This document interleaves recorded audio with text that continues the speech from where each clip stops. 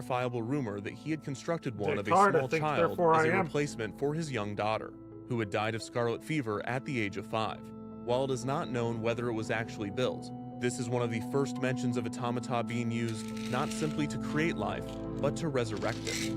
In his writings, Descartes often grappled with the concept of automata, not simply speculating that machines could be made to appear as living organisms, but theorizing that living organisms might function no differently than machines. He believed that a perfect automata of an animal would be indistinguishable from a real one.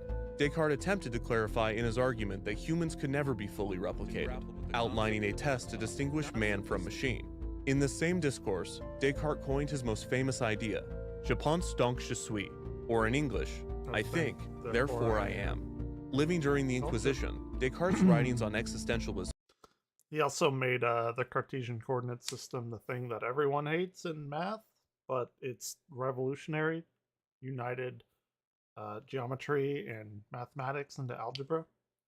Were radical and dangerous, and after hearing of Galileo's conviction by the Roman Catholic Church, Descartes chose to abandon publishing additional ideas on the subject. Descartes' writings on the line between man and machine would become even more relevant in the next century, as the true age of automatons was about to begin.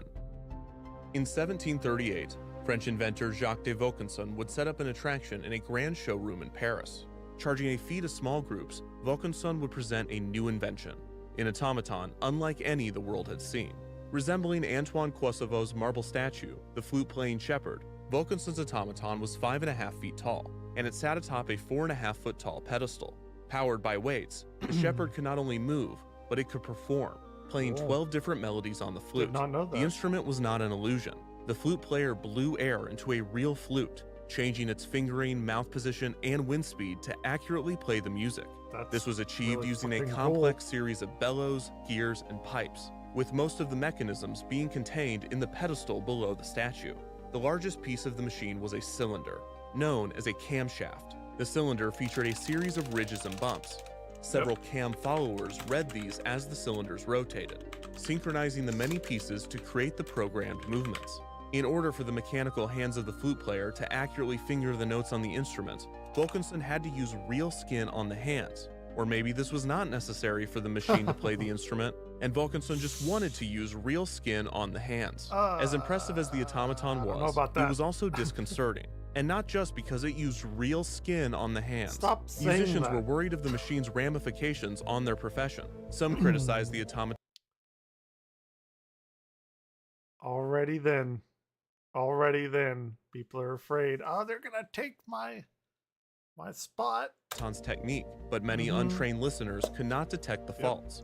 From a philosophical perspective, the machine was most notable for its human-like movements. Specifically, since it was made to play a wind instrument, Vaucanson had to design the device so that air would blow out of the figure's mouth. The result, as many pointed out, was that the figure literally breathed. The French writer Voltaire labeled Vaucanson the new Prometheus. This is much cooler than I The thought it following was year, gonna be. Vaucanson debuted 2 additional automatons, another musician, this one capable of playing the pipe and tabor, and a mechanical gold-plated duck. The duck was capable of several lifelike movements, including eating grain and defecating it. Vaucanson claimed that there was a complex chemical system that achieved the digestion, eat more but it grain. would be revealed a century later that it was merely a hidden compartment that would release dyed breadcrumbs to appear as feces. Shortly after debuting these machines, Vaucanson took a position in the French government and claimed to be working on his most advanced automaton yet, an anatomically correct human being. Vaucanson would never finish this work, abandoning the project after becoming disgusted by it, with no additional context given. Vaucanson's 3 automatons, which he sold and would continue to be displayed, were widely influential. French philosopher Julien Offray de La Mettrie would assert in his work L'Homme Machine, or Man a Machine, what René Descartes a century earlier did not, that humans are no different than animals, and that humans function no differently than a machine. His views, which made reference to Vaucanson's work, were seen as extremely controversial, and La Mettrie was forced to flee France because of them. Automatons continued to be innovated past Vaucanson. By 1774, Pierre-Jacques Hidreau and his son Henri-Louis Jacques Hidreau constructed 3 brilliant automatons: a musician capable of playing the organ, a writer capable of composing sentences, and a draftsman capable of drawing pictures. These automatons are remarkable for several reasons, most notably that they have survived and still function today. Wow. The mechanisms of the three figures are contained almost entirely within their bodies, a significant improvement on Wilkinson's figures, which relied on pedestals to conceal the machinery. Perhaps the most impressive and prophetic of any automaton from this era, the writer could be programmed to write any sentence without changing the inner workings of the figure. Within the boy's back, along a complex camshaft, existed the ability to write any letter, as well as spaces and punctuation. The shape of the letter key would change the position of the cam, so that the cam followers lined up with the corresponding letter. The result is one of the earliest programmable machines. Some of the most infamous sentences that the automaton was made to write over the years include references to Descartes' philosophical writings, including "I think, therefore I am," and the far more eerie, "I do not think, therefore do I not exist." In 1769, Hungarian inventor Wolfgang von Kempelen debuted an automaton nicknamed the Turk. This automaton was touted as being an intelligent machine capable of playing chess. The Turk toured the world, playing prominent chess players and dignitaries, including United States Ambassador Benjamin Franklin. The Turk usually won its match, astounding the opposing player and spectators. But he had like While a guy containing some inside. automata, the Turk was primarily a hoax, with a hidden chess player below following the game above and puppeteering the figure's arm. Some of Kemplen's other inventions achieved their intended purpose more legitimately. Over the course of 2 decades, Kempelen developed a speaking machine. Like Wilkinson's flute player, this device used bellows and manipulated airflow to manually reproduce the sounds of human speech. Kempelen was not the only one experimenting in speech synthesis during this era. French inventor Abbé Michal and engineer Christian Gottlieb Kratzenstein also developed machines that replicated the mechanics and resulting sounds of human vocal cords, with Michal routing the sounds out of 2 sculpted heads. Michal and Kemplen's machines were capable of producing both vowel and consonant sounds, which some sources say could produce hundreds of words and speak multiple languages. French writer Antoine Rivarol, upon hearing the machines, wrote that the new technology would allow for the perfect preservation of 18th century French for the rest of time. Several reproductions of Kemplen's speaking machine have been created, so today we can hear exactly how the people of France sounded in the 1700s. French is a beautiful language. Over the coming centuries, other inventors attempted to improve on this design, attempting to build automata that could both move and speak like a human. For every significant feat in automata, there were thousands of other, less remarkable, but far more replicable automatons created and sold. Small music boxes with animated figures were created by skilled craftsmen and sold as luxury items.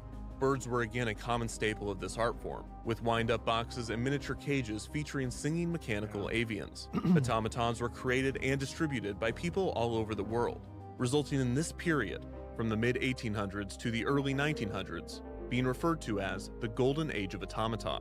While the volume of mechanical figures would peak during this period, the complexity and innovation of the 18th century was rarely matched. In many ways, this age of automaton innovation had been ushered out by the Industrial Revolution. As journalist Gabby Wood explained, quote, "Makers of automata turned away from constructing curiosity in order to design the machines that would replace human labor. Apart from a few scattered attempts at making these industrial devices appear human, such as Diedrich's Steam Man, automaton innovation ceased. But this was not the end of humanity's pursuit for mechanical life, as the definition of automaton was soon given an additional qualifier: a moving mechanical device meant to resemble and imitate a living being without the use of electricity."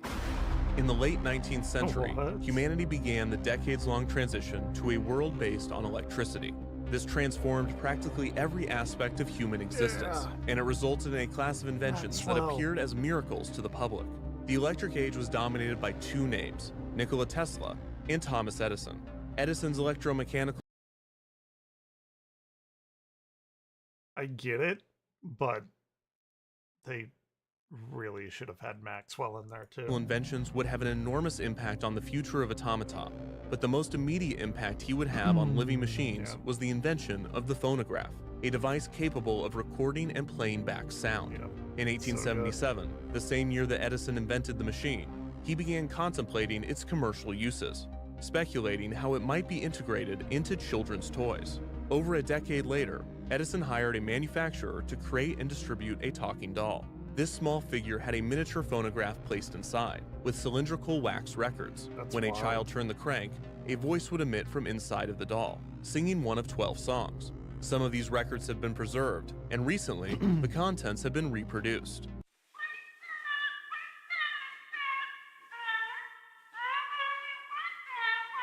Some fucking like analog Terrifying. horror shit. The products were poorly designed and Yeah. manufactured, and as a result, Clearly. the dolls flopped, with Edison abandoning plans for a second generation. Shortly after the dolls failed, the phonograph's cylindrical records would be used in another entertainment device, fortune-telling machines. These figures had extremely limited movements, but their ability to play back different lines of dialogue produced a novelty that would become a staple of boardwalks and amusement parks. While not the most technically impressive, moving figures with human voices began to populate the world. Oh This, shit. along with other electrical innovations, elicited both wonder and fear from the public, sentiments that soon found a home in the emerging genre of science fiction. In 1920, Czech writer Karel Čapek wrote a play named RUR, in which artificial humans created for the purposes of labor rebel, resulting in the extinction of humanity. The play was a massive hit around interesting. the world, and is most famous for introducing the word robot. The play instilled a fear in the public of an apocalyptic robotic uprising, as well as further worries of intelligent machines displacing humans in the workforce. Been a It while. also inspired many to experiment with robotics. And I mean, here we are, 2024, about to be 2025. Everyone's being replaced. Some of these early Not 20th by century creations automatons, appeared in a but humanoid shape, but were obviously machines, AI. with visible screws and metal casing. While the robots in Čapek's play appeared as human, it would be these metal beings that would be commonly referred to as robots. Other inventors took a different approach. After watching Čapek's play, Japanese biologist Makoto Nishimura built his own robot, named Gakuten Soku. Nishimura's goal was to design a friendly machine that would be an optimistic companion to humanity, No. not a slave or an aggressor as the ones depicted in Čapek's play. Nishimura gave his robot skin made of rubber, and the machine was capable of moving its arms, turning its head, and most impressively, creating facial expressions. Gakuten Soku could smile Don't like by a that. mechanism that raised the corners of his mouth. This type of machine, Nope. that was wrapped in an artificial skin and made to appear as a human, would be more commonly referred to as an android. Robots and androids appeared frequently in media, but infrequently in reality over the coming decades. They were most often built to showcase a specific technology, not as an end product themselves. The creation of new, non-electric mechanical automatons was rare, and the surviving pieces had become antiques, fetching high prices from wealthy collectors. The products of a once thriving art form now sat, often frozen, in museums and antique stores throughout the world, a reminder of the promise of mechanical life, now seen by many as the limit. But it was in one of these antique stores that the next step in the search for a living machine would begin. In 1949, This in an is antique cool. store in New Orleans, This is a so preserved automaton of a bird perched inside of a golden cage performed once again, flapping its wings and whistling a song. The sudden change in state, from still to full of life, enamored its potential customer, a filmmaker from California, Oh shit. Walt Disney. There it Walt is. purchased the strange bird, There it and is. after returning home, he brought it into his studio's machine shop, handed it to one of his employees, and instructed him to open it up and figure out how it worked. Oh shit. Dude, he could have released this as like, how many does he have? Like 5 parts? Chapter, yeah, up to 5. He could have released this in chunks.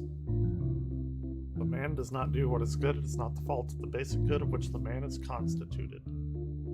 At 47 years old, famed cartoonist Walt Disney was beginning to lose his passion for animation. The 1940s had been a tumultuous decade at his studio. The animator strike in 1941, the struggles was during World War interesting. II, and the mixed reception to the studio's recent films had caused Walt to become disillusioned with the medium that had made him a household name. Adding to this discontentment, Walt was forced to quit the sport of polo after suffering a severe injury in 1938, depriving him of the hobby that he enjoyed Damn. outside of the studio. Be like me As a losing result, my Walt was hand forced or to redirect something. his energy toward new passions, and he began to gravitate toward one specific fascination: trains. A lifelong interest in locomotives was quickly becoming an obsession, one that he shared with several of his studio employees. Naturally, many of those that had a passion for trains were the machinists and technicians working at the Disney Studio machine shop. This department was tasked with developing many of the machines that were used in the animation process. In the late 1940s, Walt began to spend more time at the machine shop, discussing his growing collection of model trains with his new friends/employees. It was common for hobbyists to place their train sets within an environment made up of scale models. This might be why Walt began to develop a second fascination with sculpting miniatures. In 1949, Walt discovered the automaton bird in New Orleans, and it was at this point that all of his interests seemed to coalesce into a new type of project, a program show of moving mechanical miniatures, a type of three-dimensional animation that he would refer to as Disneylandia. Walt enlisted animator Ken Anderson, removing him from the Walt Disney Productions payroll and instead paying Anderson himself out of his own pocket. Oh, shit. Anderson recalled that the pet project was, in part, derived out of Walt's frustrations with the other animators. Walt explained to Anderson, quote, "I'm tired of all you artists doing all the drawing and painting around here. You know, I can draw and paint myself. I'm going to do something creative too." Walt and Anderson worked together to design and sculpt a series of three-dimensional scenes. The intention was that each model would have programmed movement and synchronized sound. When a person inserted a coin into the machine, the models would come to life. The concepts that Walt and Anderson developed all had a similar style and tone, with the exhibits all featuring elements of nostalgia or Americana, with both Disney films and Norman Rockwell paintings serving as inspiration. The first Disneylandia scene that the two created depicted Granny Kincaid's cabin from the Disney film So Dear to My Heart. The scene featured Granny sitting in her chair, which would rock back and forth as dialogue and music played. Walt would assist in sculpting this scene, but as Anderson explained, he, quote, wasn't any good at it, and Walt soon enlisted sculptor Charles Crisadoro to help with the project. Around the same time, Walt assigned the automaton bird to another animator and model train enthusiast, Wathel Rogers. Rogers was tasked with studying the automaton in and out. He pried open the bird's minuscule components, comparing it to deconstructing a piece of jewelry. When he was done inspecting the bird's innards, Rogers reconstructed the automaton so that it could perform once again. Satisfied with Rogers' work, Walt pulled him away from his animation duties, along with the head of the studio machine shop, Roger Broggie. Walt assigned Broggie and Rogers to another Disneylandia model, one that featured movement far more complex than that of Granny Kincaid's cabin. The new scene, nicknamed Project Little Man, was to feature a 9-inch-high performer dancing on a stage. Okay. Walt asked actor and dancer Buddy Epson to come into the studio to record a performance. Buddy Epson. Jed, right? Or, yeah, Jed. Filming Epson on a grid so that the animators could study his movements. As was common with automata, Rogers and Broggie utilized a large camshaft to program the on the surface. A wire was moved to create a single action, such as the lifting of a foot. Anderson would construct a third Disneylandia scene, depicting a barbershop quartet singing in a barbershop. With several proofs of concept in the works, Walt proposed a way to showcase the models around the country. His plan was to place the exhibits, and you'll never believe this, on a train. The models would be installed in Pullman train cars, and viewers in cities around the United States would be able to travel to their train station to see the exhibit. Rogers, Broggie, and Anderson were able to get multiple prototypes to work, including the small figure in Project Little Man, which did appear to dance. Ooh. However, the machines were severely limited by several factors. Yeah. For one, programming the movements by adjusting the ridges on the camshaft was tedious and frustrating. The number of movements and the length of the performance was limited to the size of the camshaft. The camshaft also had to be placed close to the figure, and Broggie and Rogers had already made it quite large. After months of work, that would be so fucking annoying because not only like you would have to bend the wire, but each bend in the wire would cause the wire to contract, and then you would have to like account for that contraction. Dude, fuck that. the team felt that they had met the limits of the technology and their own ability. Broggie explained to Walt that they were, quote, no further advanced than the 17th and 18th century kings of France who had commissioned the creation of little automatons that played musical instruments. It was an unfortunate reality. You will never do anything better than an 18th century monk when you have a TV in your house. Even if Rogers and Broggie had dedicated the time necessary to master the craft of automata, the complexity of Walt's request was simply not achievable within the medium. Broggie proposed a solution.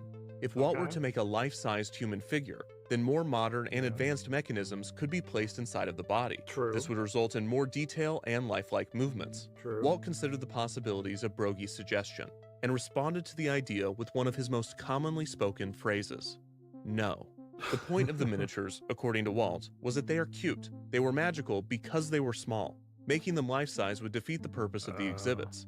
Besides, it was determined that the project was far too expensive, as They the just income wanted it generated by the coin-operated small. machines would not offset the projected maintenance costs. This might have been more demoralizing to Walt if he was not already working on another project, one with a similar tone, similar goals, and soon, a similar name to Disneylandia. It was to be an amusement park with elaborate themed environments and I did not realize that Disneylandia came before Disneyland itself. I thought that was in tandem. It kind of was, but immersive storytelling. Walt had been dreaming of a place like it for years because he wanted to create a place where parents and children could have fun together, and/or he wanted another, bigger train. Disneyland Park opened on July 17, 1955. The theme park was designed by WED Enterprises, a new company that Walt had staffed mainly by poaching employees from his studio. Several of these artists and engineers were those that had been recruited to work on Or like- Disneylandia. look at that guy, Albertino. He has no idea what the fuck is going on here. He's like, oh shit, they took me from the fucking like restroom. I have no the air. Get in there. Get in the pic. He has no idea what the fuck. And this girl here, I guess you don't have the luxury of knowing if your eyes are closed or blanking or what. Including Anderson, Broggie, and Rogers. These designers would eventually be given the unique title of Imagineer. Over several years, Walt and the Imagineers worked diligently, designing a theme park Man, I bet that unlike was the world so had ever fucking seen. fun. When guests first entered Disneyland, they were able to wander through nostalgic environments and ride unique attractions. They would also have the opportunity to interact with classic Disney characters, such as Mickey Mouse, Minnie Mouse, Oh my Black god. Bart,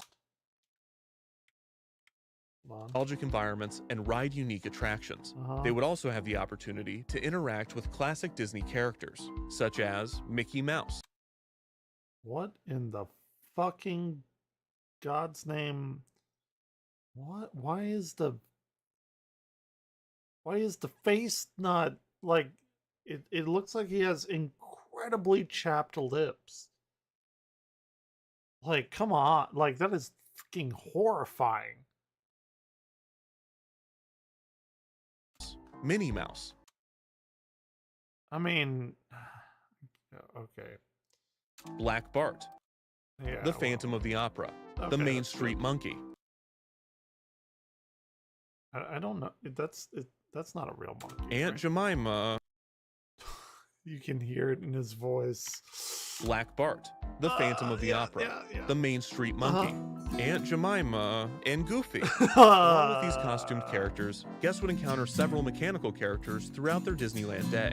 In Fantasyland, Okay, Dark great. Rides themed to Disney's animated films featured simple animated figures. These characters had minimal looped movement, and each was seen only briefly as the ride vehicles whipped around the track. In Frontierland, along the shores of the rivers of America, a Native American village featured multiple animated human figures, Okay, including a chief alright, mounted yeah, on a horse. alright. This figure was capable Pretty- of raising yeah, its arm yeah. to guests as they passed by on the impressive. riverboat.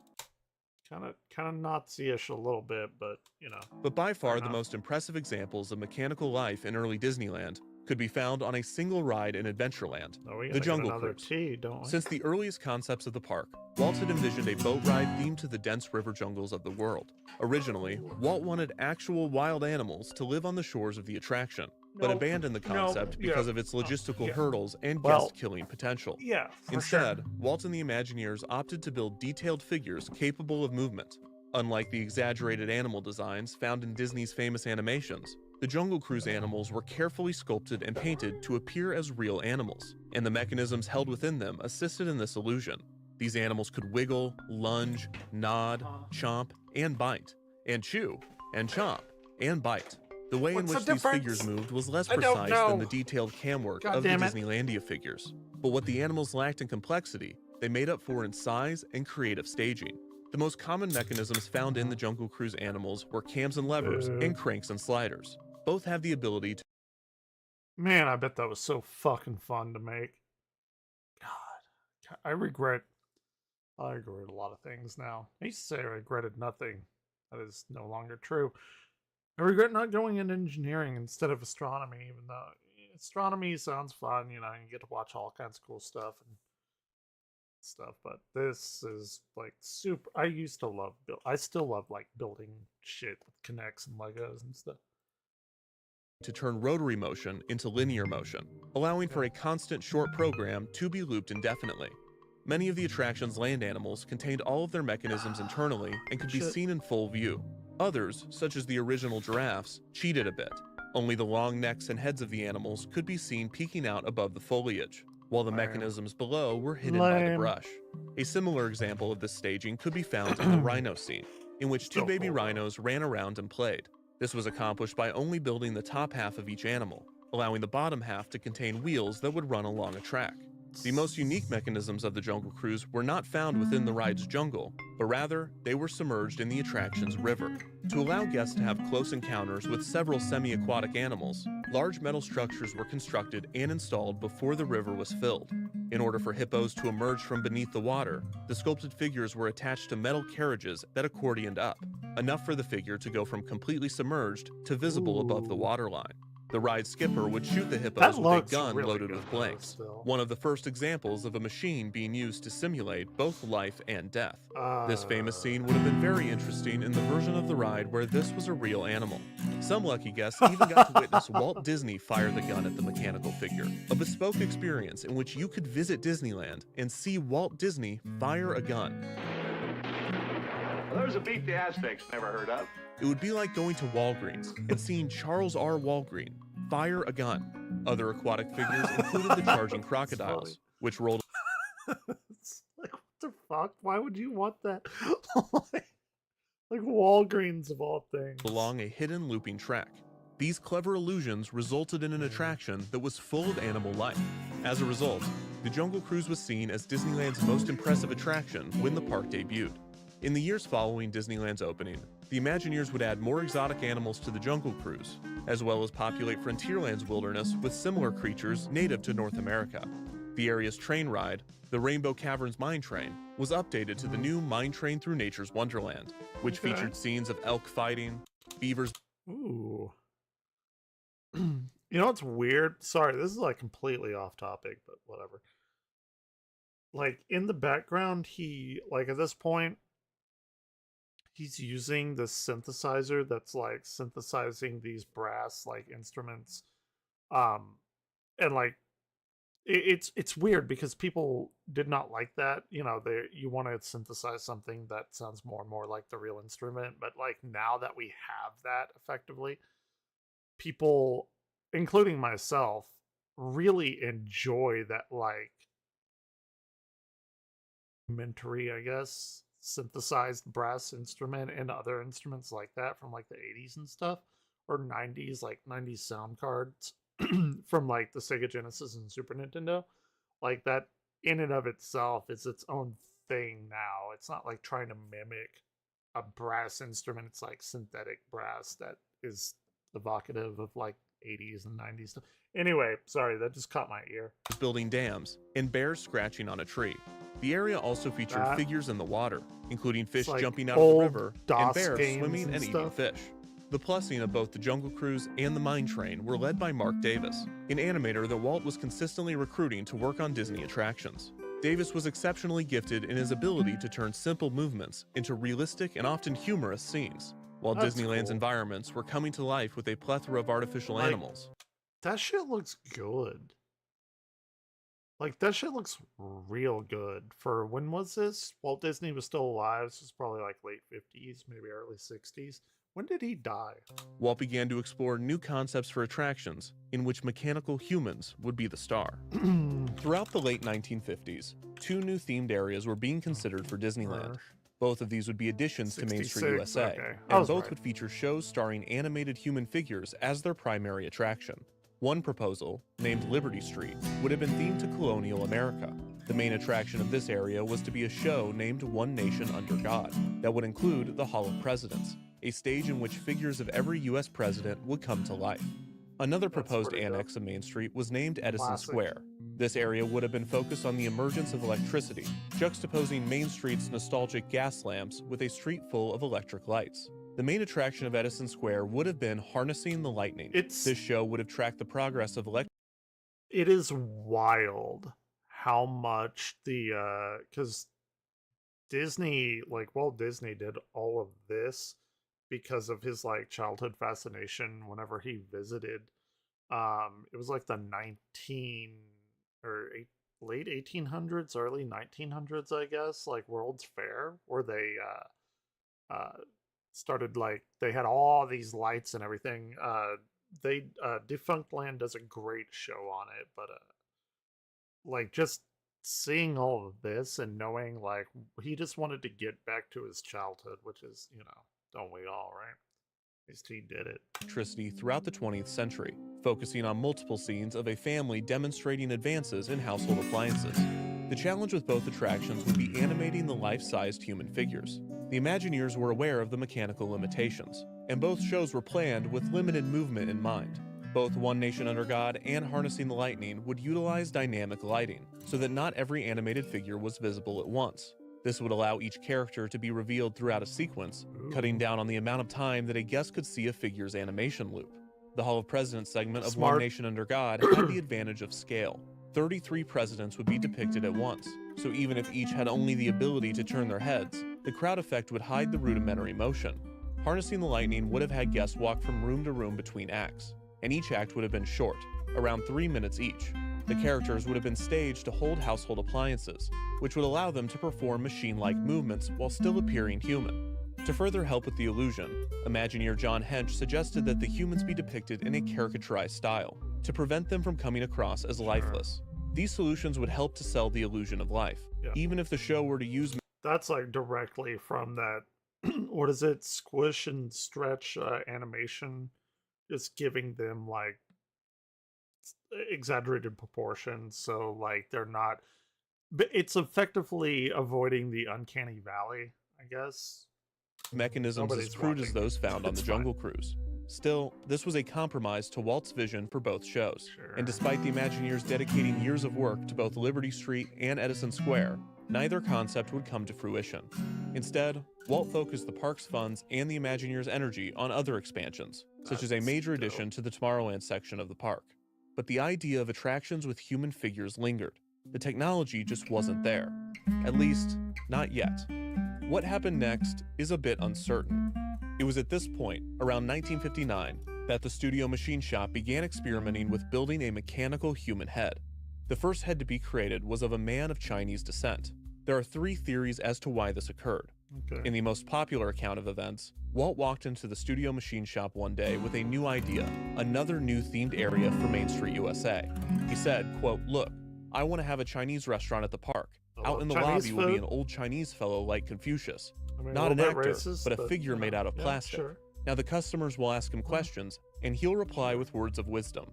Well, at first, this seems random. Fortune-telling machines were abundant, and a few were already in Disneyland. Fortune-telling machines often depicted Confucius or another Eastern philosopher, so the idea of a Chinatown with a fortune-telling Confucius could be a natural evolution of this common fixture of amusement parks.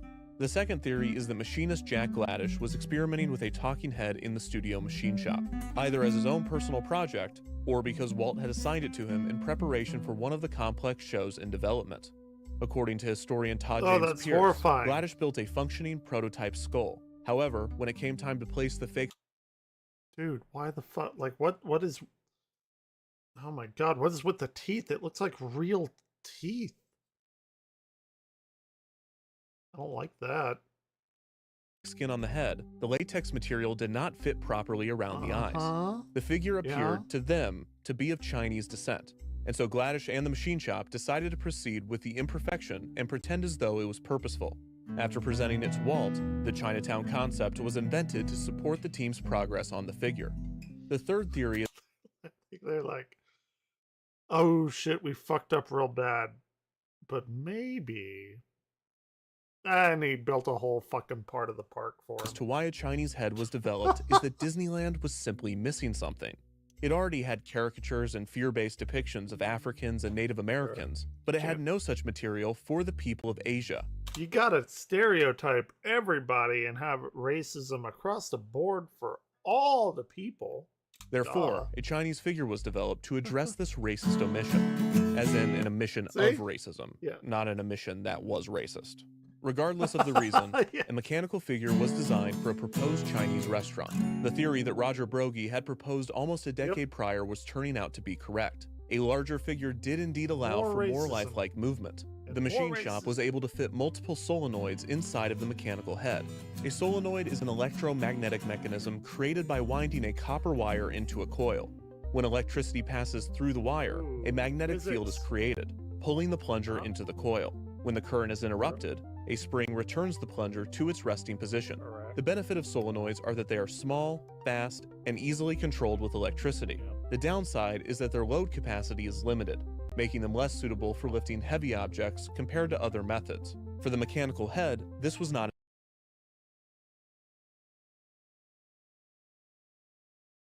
Is that true? Depends on how, well, maybe. Maybe at the time. I don't know if I agree with that now, but fair enough. an issue, as the solenoids would be used for simple, small movements, such as the opening of the mouth or the raising of the cheeks.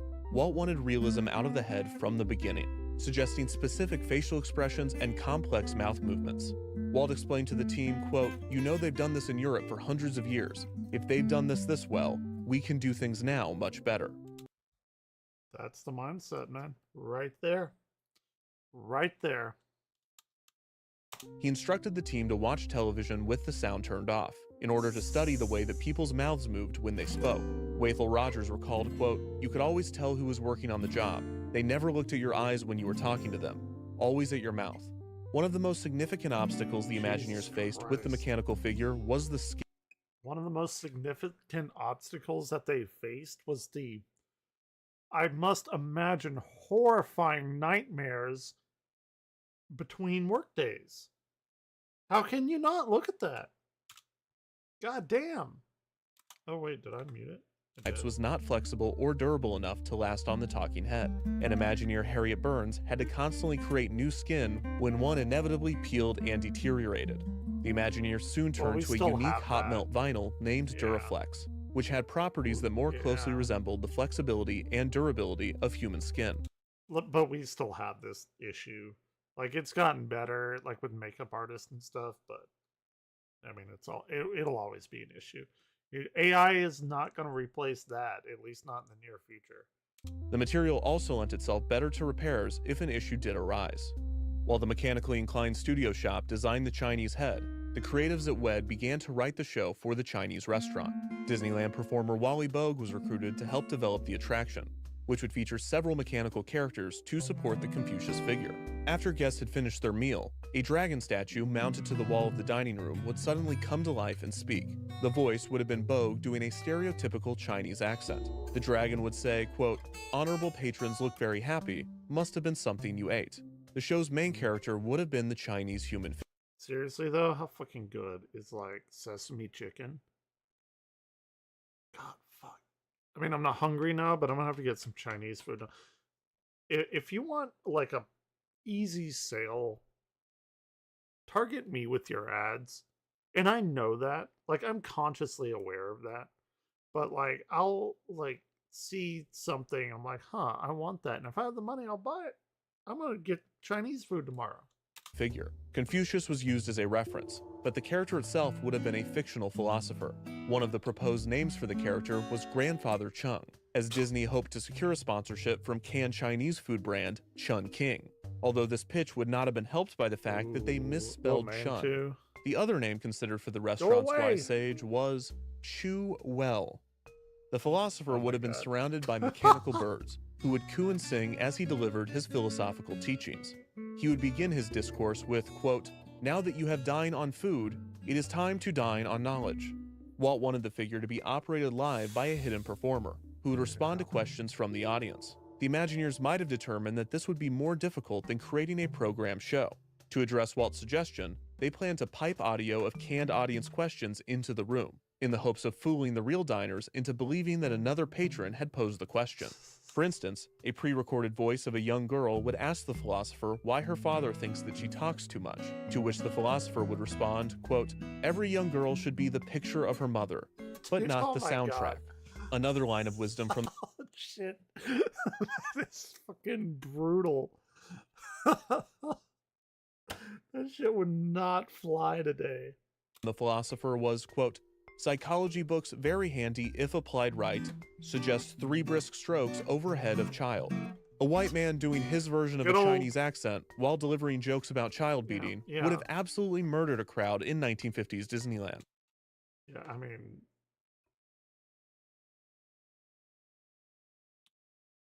yeah. I'm not gonna say anything. Yep. But it would not have the opportunity due to Walt's sudden and swift cancellation of the Chinatown area of the park, despite the project being Howard- far into development. How are they gonna commit racism now? They have an arcade though. Walt apparently met with the team and declared, quote, we're not going to do Chinatown. San Francisco and Los Angeles already have Chinatowns. There's no need for one at Disneyland. But it's they have the wild park with the animals like the world already has that.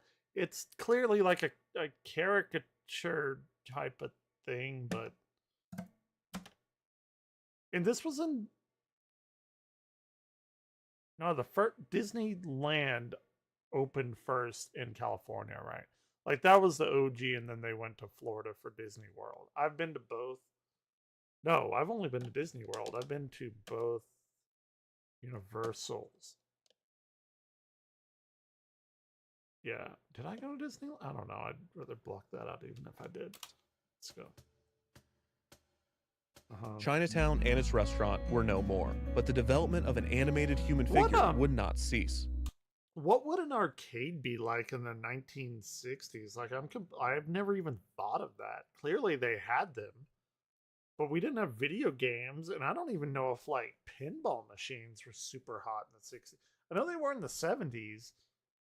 It's going to lead me down a rabbit hole I probably shouldn't go down. The progress made on the mechanical head had convinced Walt to move forward with One Nation Under God, focusing the attention of the Imagineers on the show's proposed star, a winkin', blinkin' Abraham Lincoln. The what? A weekend what? Alright. Oh, this is like building up to Lincoln. Do you suppose that God is mad at Walt for creating man in his own image? That's actually pretty funny. In 1860, sculptor 1930s. Leonard Wells Vogt convinced the Republican nominee for president, Abraham Lincoln, to visit his studio in Chicago. Lincoln agreed to allow Vogt.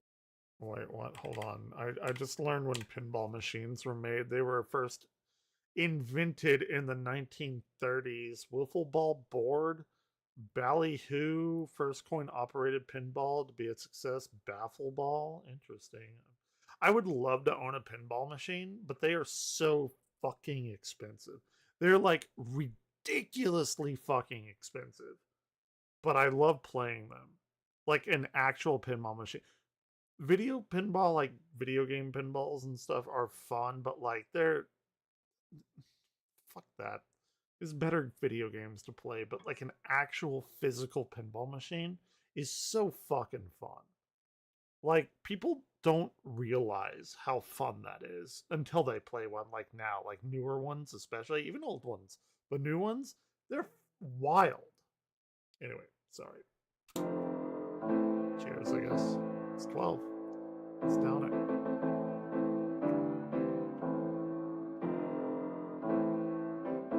In 1860, sculptor Leonard Wells Vogt convinced the Republican nominee for president, Abraham 1860, Lincoln, okay. to visit his studio in Which was Chicago.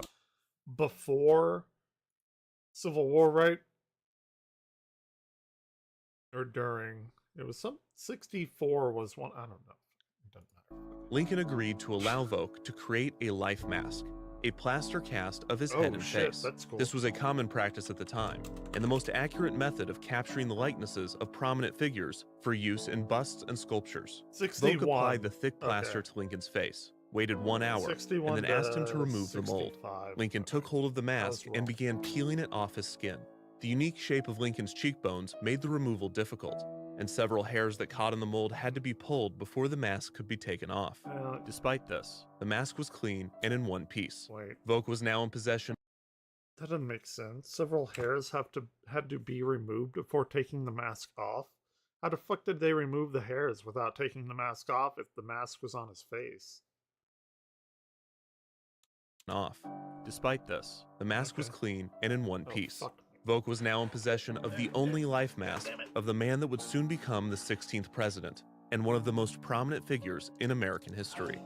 Volk would send a copy of the cast to his son's art teacher, John Leon Jerome, in Paris, I have who to gave go it to back. My, him soon become in one piece, pulled my before the headphones died mask could be because taken off. I don't know Despite what I'm this, doing. the mask was clean and in one piece.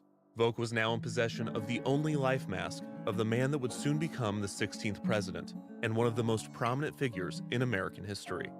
Volk would send a copy of the cast to his son's art teacher, John Leon Jerome, in Paris, who gave it to another sculptor, Truman H. Bartlett. Volk would give the original cast to his son, who would give it to his friend, Wyatt Eaton. Years later, magazine editor Richard Watson Gilder would raise money through his subscribers.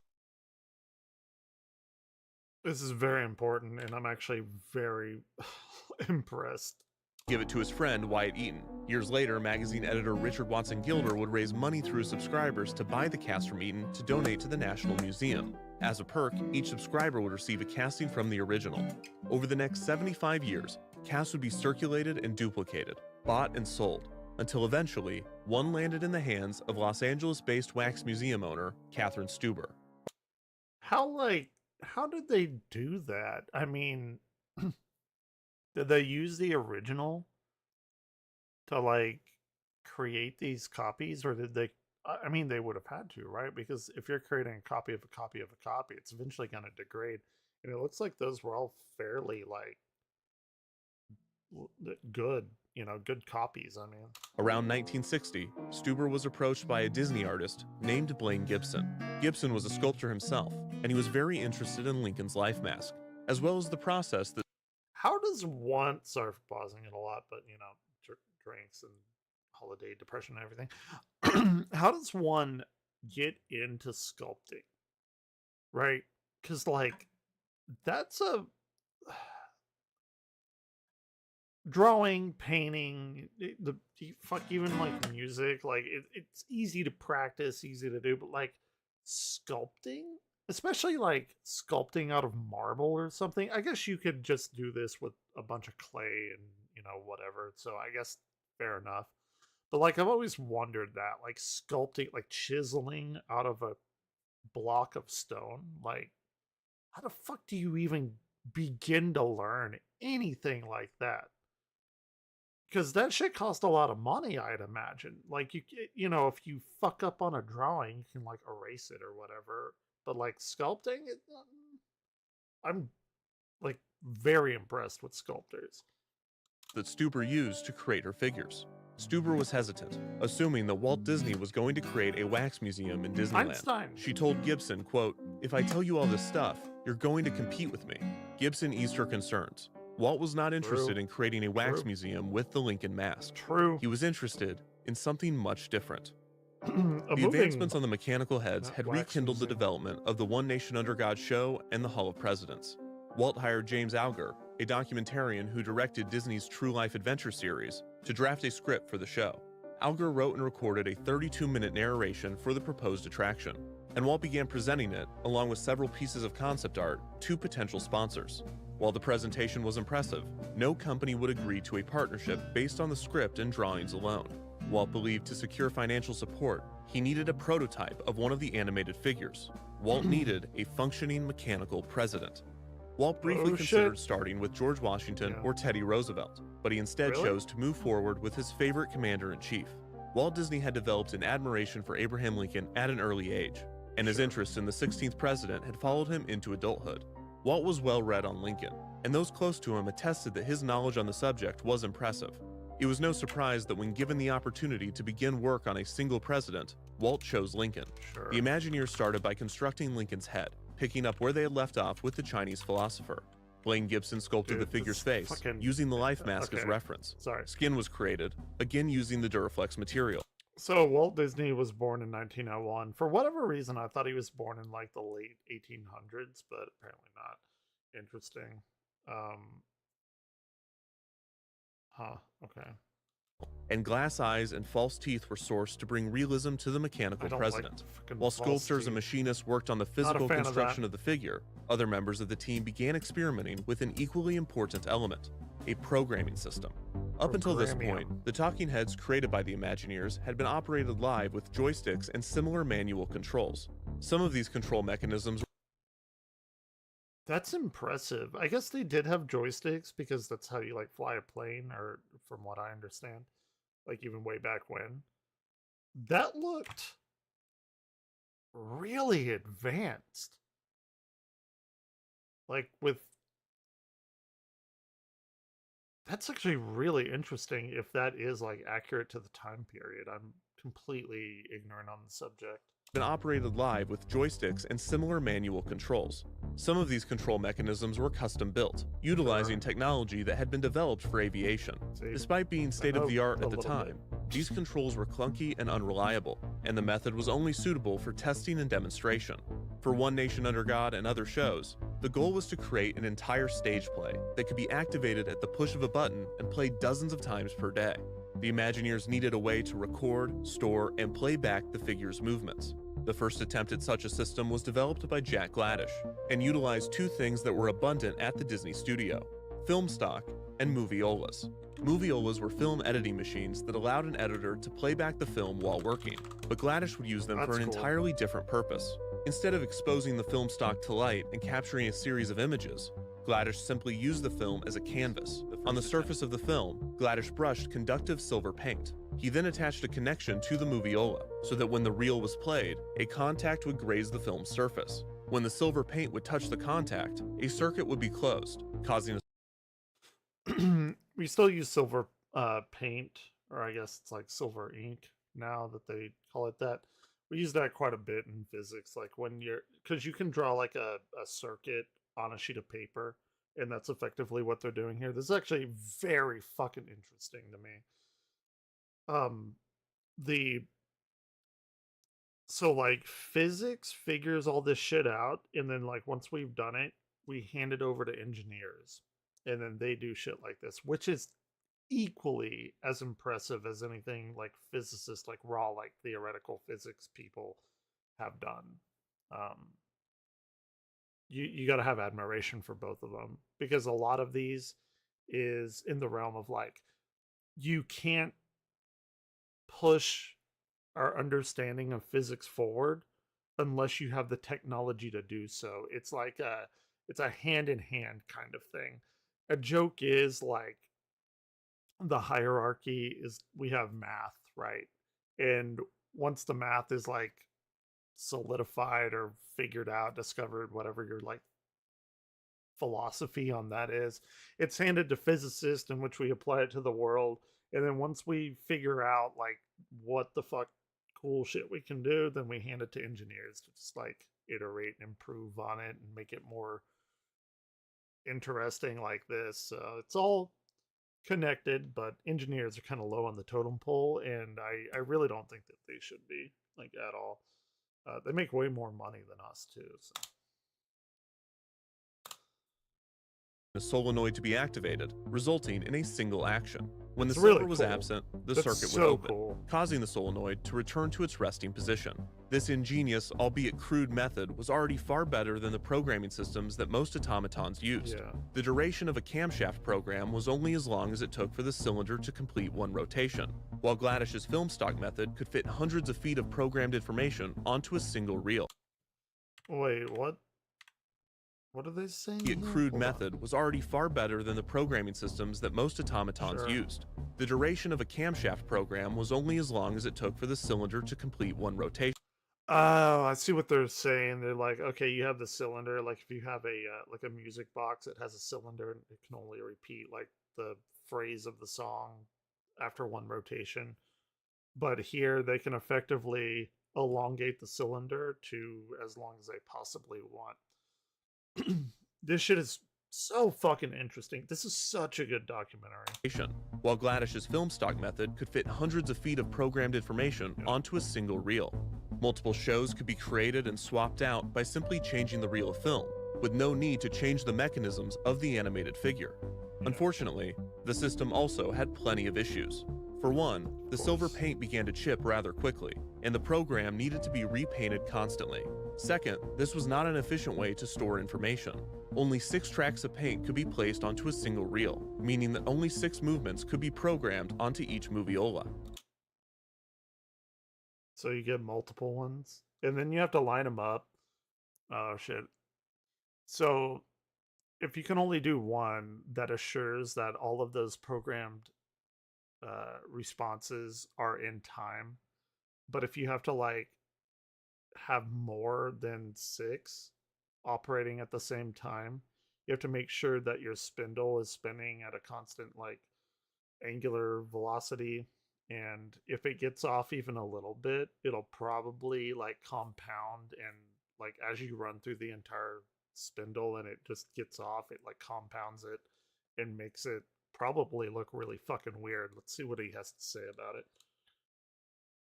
It's like juggling, but you're like kind of off on your right hand by like a half a second, and it works for a little bit, but then you inevitably like drop the ball because it looks, your mind doesn't comprehend it. It's like really fucked up. Walt was constantly asking that Lincoln be capable of performing additional, complex movements, which meant more mechanisms, and therefore, more tracks needed to control them. Yeah. If this method were to be used for Lincoln, an entire room of moviolas would need to be dedicated to the programming. There's no way this guy's going to be moving his tongue and it's going to get off at the sink of his mouth. I guess you could possibly do it if you like assigned regions that don't like correspond, like, oh, you know, don't have an eye blink on one and then an eye blink on the other, because yeah, they'll do it together, but then they'll eventually get off and it'll look like he's completely fucking plastered.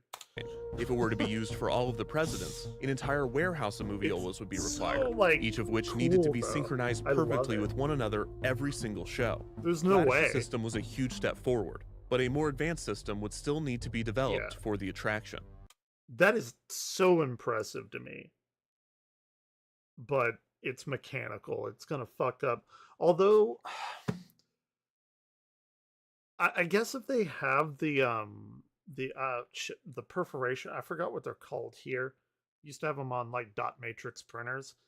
You could align that, and the only way it would get off at that point is if the spindle or whatever is rotating it doesn't get like enough power to it, and it kind of slows down or speeds up or whatever. So that, I didn't even think about that. Walt continued Like to the request that tracking of it. additional nuances be installed in Lincoln's face, and as a result, the head was becoming quite heavy. This Yeah. clashed with another of Walt's requests, that Lincoln would start each show seated and then rise from his chair to Shit. deliver They're a like, speech. come on, man. Walt enlisted Mark Davis Come to on. work on the figure, having him focus on all of the mechanisms below the neck. Davis already had an interest in human anatomy, and after joining the team, he began studying prosthetic technology. Davis recalled that, quote, it was the British who had done the most work on prosthetics, how to make an artificial hand or an artificial leg. I think they did. Well, let me Because see. Britain had been bombed so heavily that there were more people in need of that there than in other countries. It's also like the prosthetics on their face from World War One. Like they'd meet these insane looking masks to hide people's you know, if they got their fucking like right cheek blown off and didn't die. Yeah, it's pretty wild. Watch Boardwalk Empire. There's a guy with that kind of mask that I'm talking about. Davis It's compiled crazy. his research into a booklet. This was filled with theories and sketches of how the team might accomplish animating Lincoln. Davis explained, quote, it was rough, and the most gotta use terrible the thing donkey was one. that Walt wanted Lincoln to be pretty sophisticated. We didn't have the technology You for it. do. I have a notebook that I did, how to build a mechanical man, and all of this was wrong. Oh. We weren't building a mechanical man, we were building an illusion of man. That took a while to soak into me, and into everybody else. Yeah, I mean, technically, the complexity doesn't mean that they don't have the technology to do it. They do, but the complexity would rise enormously. It's like right now, we can, with our technology, create habitats on other planets. Like, not just Mars, any of them, but it's the complexity of doing it. There's a difference between technology and complexity of technology. In 1960, Walt began negotiating with major corporations to build Disney attractions at the 1964 New York World's Fair. This was an opportunity to showcase the talent of the Disney organization to East Coast audiences and develop new technology for Disneyland using sponsorship money. Walt was interested in finding a That sponsor for One sponsorship Nation money. Under God and debuting the attraction at the fair. However, the Imagineers informed him that the technology necessary to operate the entire Hall of Presidents show was at least 5 to 10 years away. Development continued on the animated figure, as Walt sought to secure partnerships for other attractions at the fair. At the same time, Walt and the Imagineers continued to make improvements to Disneyland. In early 1960, Disneyland management flagged the Pavilion restaurant as a venue in need of a refurbishment. Since the restaurant straddled Main Street USA and Adventureland, the theming was inconsistent throughout the dining space and the menu. To solve this, Walt tasked his Imagineers with creating a tea room themed to Polynesia. John Hench drew concept art of the space, and the art prominently featured birds in cages suspended above the heads of diners. I did not know that. Like, to me, that's like a super specific weird thing, like Polynesia. But, I'm not Walt Disney, so what the fuck do I know? Walt rejected the idea, believing that the birds would defecate in the guests' food. Hench pivoted and claimed that the birds in the art were actually mechanical birds. Yeah. This idea was approved, and development on the Enchanted Tiki Room began. Why did he not think of that? He literally owned, like, one of the remaining mechanical birds. Like, he's like, you're not going to put real birds? Well, no, of course they're going to be mechanical. What the fuck are you talking about? The restaurant borrowed many elements from the Chinatown restaurant concept, including the format of the dinner show and the use of programmed animated figures. As automaton makers had been doing for thousands of years, the Imagineers took advantage of the unique properties of birds. So this is basically like the first incarnation of like the Rainforest Cafe. Are they even still around? I've been there once. It was very overpriced. It was also in Las Vegas. In a hotel. I don't even remember how much it was. Probably a good thing, because it was probably a fuckload. Don't know though. Finding it much easier and quicker to achieve lifelike movement with the tiki birds than the Lincoln figure. Still, Walt demanded more naturalism than had ever been achieved with mechanical birds. Specifically, he wanted the birds to be able to puff out their chest as they sang. This was a particularly difficult task for designer Harriet Burns, who had to find a fabric that allowed for this motion. As with the talking heads, solenoids would be utilized. These were placed inside of the bird's back and would give the birds the ability to quickly open and close their beaks. However, solenoids were too jarring and limited to provide all of the realistic movements that the Imagineers wanted to achieve. To accomplish fluid motions, pneumatic tubes using pressurized air were designed. A pressurized air system would be housed outside of the showroom, and tubes would be routed into the mechanical birds. This allowed for stronger, slower motion, which the Imagineers could easily customize by changing the pressure of each individual action. That is so fucking crazy. Like, okay, when I got the planetarium job, I was like super intimidated, and it turns out like from the old planetarium that I ran, which was on like a DOS-like system, like back in '07 when I was still in college, getting my undergrad degree, like it was fucking archaic, like from the 80s or something, early 90s, late 80s, whatever it was. Anyway, it was like a DOS-like program, and you had to learn so much. It was so intimidating because you'd have to go and like change all of the like the carousels and the projector out, because that's what you had to do. You had to like load the carousel slides for a particular show. It was fucking annoying. It was like 45 minutes worth of setup. Maybe not that much, but still, it was really fucking wild. And like, you couldn't skip a projector, because if you're projecting like Mars on the dome or whatever, and you skipped one, and it's like fucking a scene from Cardboard Rocket, stupid goddamn video that we always used to play, that's like stuck in my brain forever.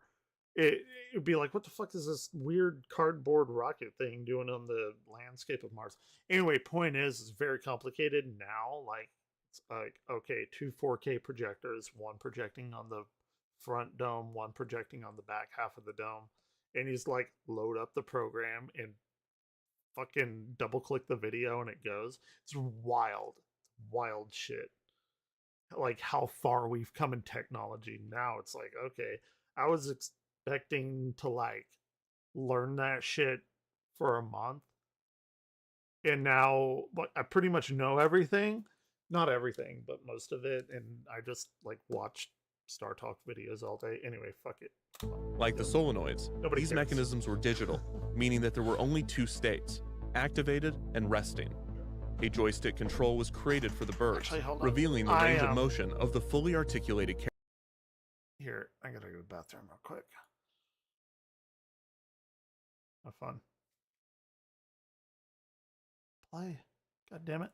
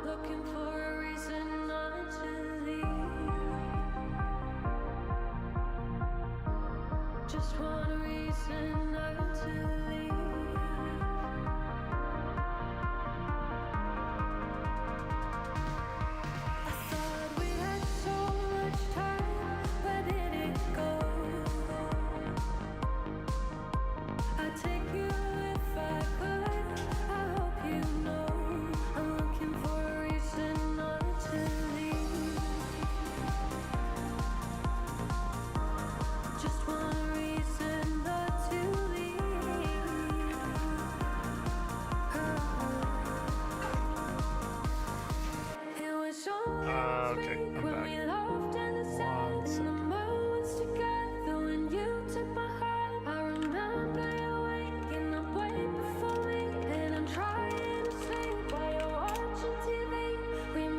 second. Half a second.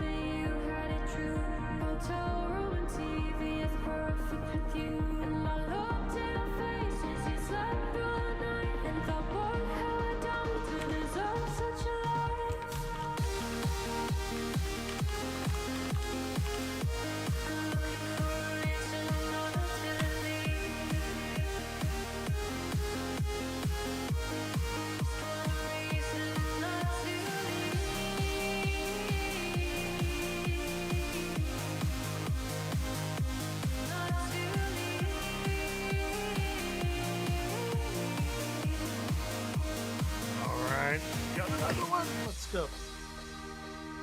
Back to it. Let's go. Characters. The joystick control had two buttons, one on the top of the handle that puffed the bird's chest, and one on the base that opened the bird's beak. Tilting the top of the handle forward nodded the bird's head. Pushing the entire lever tilted the bird's body, and rotating the handle side to side turned the bird's head. It's A so few of the bird's impressive. movements were designed so that it had two extreme activated positions, with a resting position in the middle. For instance, while the joystick control and the pneumatic pressure gave the appearance that an operator could turn the bird's head gradually in either direction, in reality there were only three positions: resting, which in this case was looking forward, activated left, and activated right. Sure. The movement could not be stopped between these positions. Thanks to these advancements, the Imagineers were building the animated figures for the Tiki Room restaurant quicker, cheaper, and more predictably than any of the mechanical human figures. Because of this, the dinner show starring the singing tropical birds was fast-tracked through development. The only missing component was a reliable system to record and playback the performance. The necessary breakthrough finally came thanks to a unique collaboration between several departments at the Disney studio, with the sound engineers, electricians, and machinists working together to create a custom programming system for the figures. This new method controlled the animation, not with paint, but with sound tones. In order to understand how this worked, Ooh. it is necessary to understand the basics of sound recording. Okay. Sound is produced by vibrations. Ooh, Human ears teach have me. a thin layer of skin, referred to as the eardrum, that Eat responds that to thing. these vibrations and converts them into electrical signals. These Yep. signals are sent to the brain, where they are processed as a sound. In order to replicate this process enjoy using a my hearing. machine, a mechanical eardrum, known as a diaphragm, responds to the sound waves, and this movement is converted into an electrical signal. The electrical signal travels along a wire and to a recording head. If you want to know all about this shit, which is actually fucking fascinating to me, Technology Connections, his like first videos went over this timeline in like really, really specific detail. It's awesome. Recording head passes over a tape coated with a magnetic material. As it does, the electrical signal alters the orientation of the magnetic This shit particles, amazes me imprinting so the much. signal onto the tape and recording the sound. For playback, the process is Yes. reversed, with a playhead reading the stored magnetic information, converting it back into an electrical signal, and sending it to It's a diaphragm. ingenious. This diaphragm vibrates, producing the sound that emits from a speaker. So the electromagnetic thing, if you go into physics, like you learn all about Maxwell's equations and shit like that. But the idea of induction of like a changing magnetic field creating a current in a wire, or a current in a wire inducing a changing current in a wire induces a magnetic field. It was originally used for like novelty purposes, basically like a toy, right? But the implications of that, they thought it was like a novelty. They were just like moving a magnet near an ohmmeter or whatever they had back then.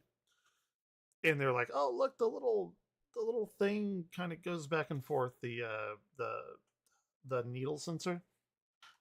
But that little curiosity toy type of thing led to everything we have today, especially music, electric guitars, that kind of thing. We would not have rock in the way that we know it if it were not for that little tiny, needle fluctuation. It's wild. Absolutely wild. This process of recording sound has more uses than simply audio playback, and the engineers at the Disney studio devised a way to utilize this technology to create a system to control the animated figures. Instead of using a microphone to capture sound waves and convert them into electrical signals, the live controls that the engineers were using, such as the joysticks, already controlled the figures using electrical signals. Just like sound, these signals could be recorded and stored onto a magnetic tape. If the signals from the live controls were played through a speaker, they would likely not sound pleasant, producing fuzzy, buzzing tones similar to electrical noise. Instead of sending this electrical signal through a playback head and to a speaker, the signal could be sent to a machine. This way, the Imagineers could use it to program the mechanical figures. When a tone was detected, it would activate a mechanism on the figure. This system functioned similarly to the silver paint method, but the process was already a significant improvement. For one, the magnetic tape would not flake off like the silver paint. Additionally, the Imagineers get a could now magnet program the figures' movements in real time, as opposed to before, when they were estimating the timing when painting with the silver. Right. Magnetic tape recording had been around for decades by this point, and recent advancements had made the process more efficient. Master tapes were now often separated into 8 different tracks, meaning that 8 actions could be easily By the way, 8-track. programmed onto a single master tape. Probably This was nobody already an remembers. improvement over the 6 actions of the silver paint method, but still not nearly enough to program a single figure, let alone a stage full of them. The Imagineers needed to fit multiple actions on a single track of audio. Luckily, a method to do this had already been created by aerospace engineers, who developed Hell the yeah. technology for aviation and the space race. To Let's understand go! this process, Space! it is necessary to understand a bit more about sound waves. Sound Teach waves are me. characterized by Teach me. amplitude Yep. and frequency. When visualized, amplitude is the height of the wave and determines the amount of energy that the wave carries. That's only for transverse waves, not longitudinal waves. In sound, this translates to loudness and volume. Raise the amplitude, the sound becomes louder. Right. And you pump more energy into it, and it's the amplitude squared that's like proportional to the energy that you do. And so you can like vary that energy, get a different amplitude, make the bird move faster or slower effectively. Very cool. Lower the amplitude, the sound becomes quieter. Frequency is the number of cycles the sound wave makes per second, measured in hertz. In sound, this affects the character of the noise. A higher frequency is perceived as a higher pitch or tone. A lower frequency is perceived as a lower pitch or tone. A simple sine wave such as this would result in a single consistent tone, which is very rare in nature. Most sounds are made up of many waves of varying frequencies that combine into a complex wave. For instance, if 3 tones occur at once, one with a low frequency, one with a mid-range frequency, and one with a high frequency, the resulting compound wave would look like this. Yeah, this is fucking top tier explanation. By the way, this is probably better explained than a lot of my physics textbooks like could clearly explain it. It's just like constructive and destructive interference. More complex sounds, such as a fully orchestrated music track or the human voice, have even more detailed sound waves. This combining effect is a natural occurrence, so the Imagineers could easily place multiple sounds onto a single track. When recording the figures, the Imagineers assigned each action its own frequency. For instance, the tongue on the mechanical head might be controlled by a tone with a frequency of 350 Hz. This is wild. Oh man, and he even got the troughs and crests too. This is impressive. Like the editing on this. If he did it himself, kudos. This is wild. This is very similar to how we know like how stars are made, because this is like what we're looking at is a sound spectra, but it operates the same way with light. And then you get these like particular different frequencies that have a spike, or I'm not going to get into it, but anyway, it's the same thing. Like, oh, hydrogen has this, and this frequency, and then, oh, well, that's what stars are made of. Sorry, I really like this animation. While the corners of the mouth might be controlled by a tone of 400 Hz. The sound engineers needed to distribute the frequencies throughout the tape's recording range, so that there was enough buffer between the actions to avoid interference. After all of the frequencies were recorded, they would naturally form a compound sound wave. Interesting with this too is like he's limiting it to 350 to 750, which makes me think that he was using nanometers for light here and not sound. Well, I guess they do. This would work for sound too, for sure, but it's weird that he sets those limits. But like technically, you could have nearly an unlimited range. It doesn't necessarily have to stop at 750, because we can hear up to 20,000 hertz generally, but that doesn't mean like you can't encode above that. So, although you have to have like really fine instruments, I would imagine, to do that. I don't know if they had that technology back then. But the individual information was not lost. It just needed to be decoded. The method to separate the actions on playback required a set of metal reeds, arranged in a bank. This appeared similar to a xylophone, and the process was not dissimilar to the musical instrument. In a xylophone, each key produces a different tone, determined by the size and shape of the key. In the reed bank, each metal reed is tuned to respond to a different tone. When a reed registered its resonant frequency, it vibrated, closing a circuit and triggering an action. For instance, if the Imagineers chose to control the corners of the mouth using a frequency of 400 Hz, a metal reed would be created to respond to frequencies of 400 Hz, and this reed would be connected to the circuit that controlled the corners of the mouth. The electric sound signal from the master tape was sent to the entire reed bank. Each reed listened to the entire range of sound, but could only respond to their assigned frequencies. This new method allowed for 10 to 20 actions per track, meaning that an 8-track master tape could have as many as 160 actions on it. The animated figures that utilized this system of audio tones were given the name Audio Animatronics. The term animatronics was a combination of animation and electronics, but the audio I knew about the tronics. I had never really thought about it being anima, and it makes sense. Maybe I did know and forgot, but to me, I thought it was like animal electronics instead of animation electronics. Animal, because it's that's what most people see when they do things like this. audio part has a disputed etymology.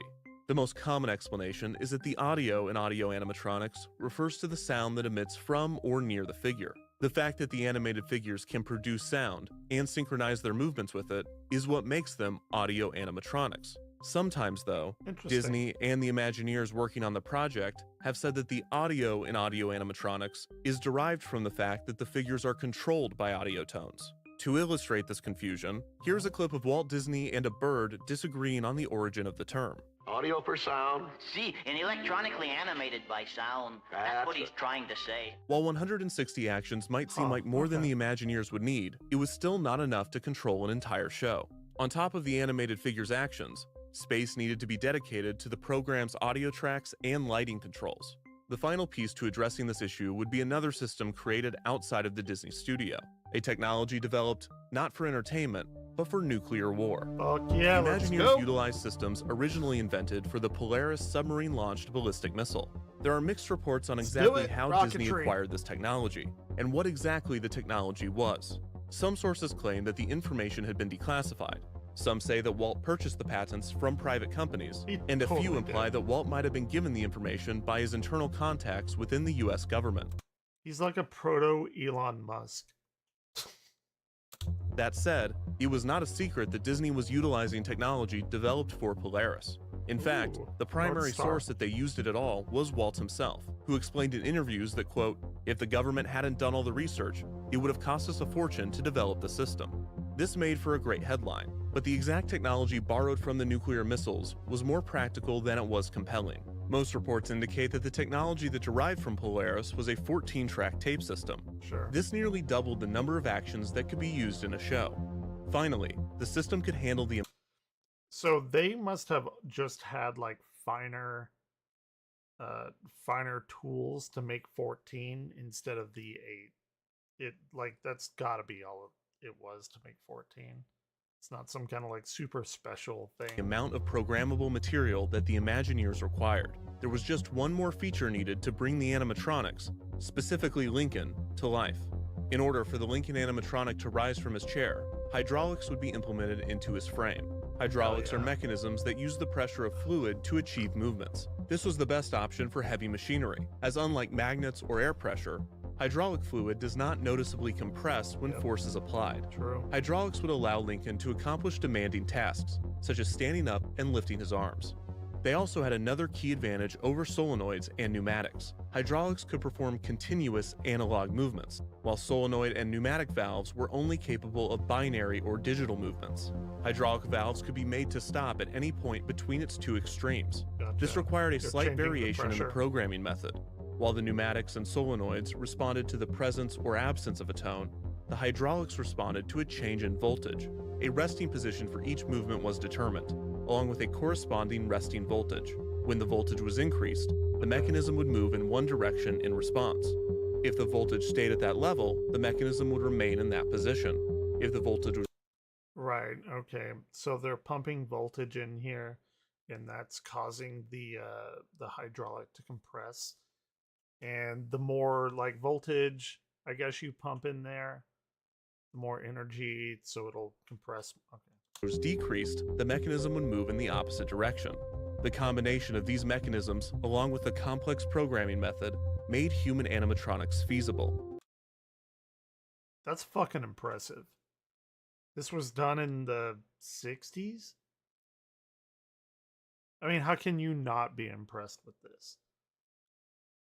Still, it was a daunting task Horrifying. to finish one, and while work continued on the Yeah. Lincoln figure, For the sure. new programming system would be put to use in the Enchanted Tiki Room. Despite originally being designed as a dinner show, the Tiki Room had become so complicated and impressive that Walt felt it deserved to be its own attraction. The new show would Absolutely. feature 225 Wild. animated figures.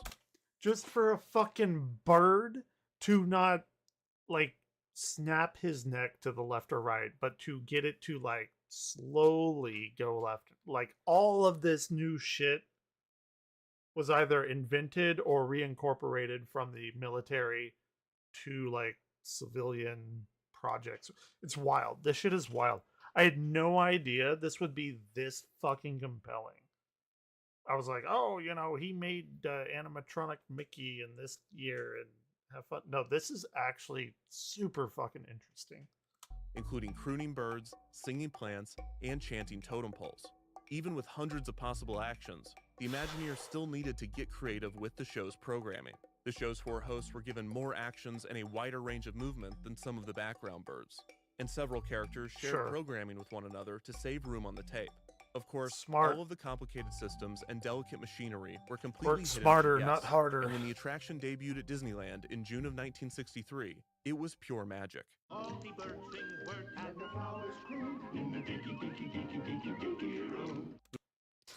That's cool. What the fuck? Like, why? Hold on. Let's see it. I get that they're twins. They look like Opie, Ron and Howard. But, like, did they lose the same teeth? Or, I don't know. It doesn't matter, but, like, that caught me off guard. Like, what the fuck? They're like, whatever. It doesn't The matter. room came to life in a way that had never been seen before. And yet, this was only the beginning of what audio animatronics could achieve. It is the beginning of very technologically advanced racism. Thank you, Walt Disney.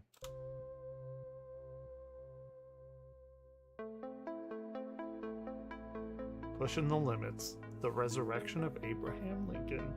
Surely God would not have created such a being as a man with the ability to grasp the infinite to exist only for a day. No, man was made for immortality. Shit. In Good April quote. of 1962, Walt Disney gave a tour of the Disney studio to the president of the upcoming 1964 New York World's Fair, Robert Moses. Walt was planning on bringing multiple Disney attractions to the fair, and he and Moses had developed a professional relationship as the event approached. Wanting to impress Moses, Walt offered to give him a preview of a secret project. Not only was the Lincoln animatronic a secret to those outside of Walt Disney Productions, but it had become a secret within the organization as well. Conflicts had Super arisen high between level. the electrical engineers and the sound engineers, partly due to the rules of their respective unions. Walt, who famously had little patience or respect for unions, that shit is so funny. Hold on. So he's talking about, like, the advancements in electrical engineering and stuff, and then he talks about sound engineering, and honestly, sound engineering hasn't, like, changed that much as far as, like, sound effects. So, like, these people are doing all these calculations and shit, and then the sound people are, like, crumpling paper. It's such, like, a huge dichotomy or whatever. Like, it's such a huge contrast. It's so funny to me. conflicts had arisen between the electrical engineers and the sound engineers, partly due to the rules of their respective unions. Sure. Walt, who You got a famously little had little patience or infighting. respect for unions, had decided to move Lincoln to a secret room at the Disney studio in January of 1962, allowing only his inner circle, namely Wathel Rogers, Jack Gladish, and Mark Davis, to continue work on the figure. If you haven't seen it, I highly recommend the movie Tetris, because a similar thing happened with Nintendo and the Game Boy. That, like, immediately came to mind. As was customary with Walt's special guest drop-ins, the team was given little time to prepare Lincoln for the demonstration. When Moses entered the secret room, the Imagineers, operating the animatronic live, had Lincoln rise from his chair and reach out his arm. Moses shook hands with the 16th president in complete disbelief and declared, quote, "I won't open the fair without that exhibit."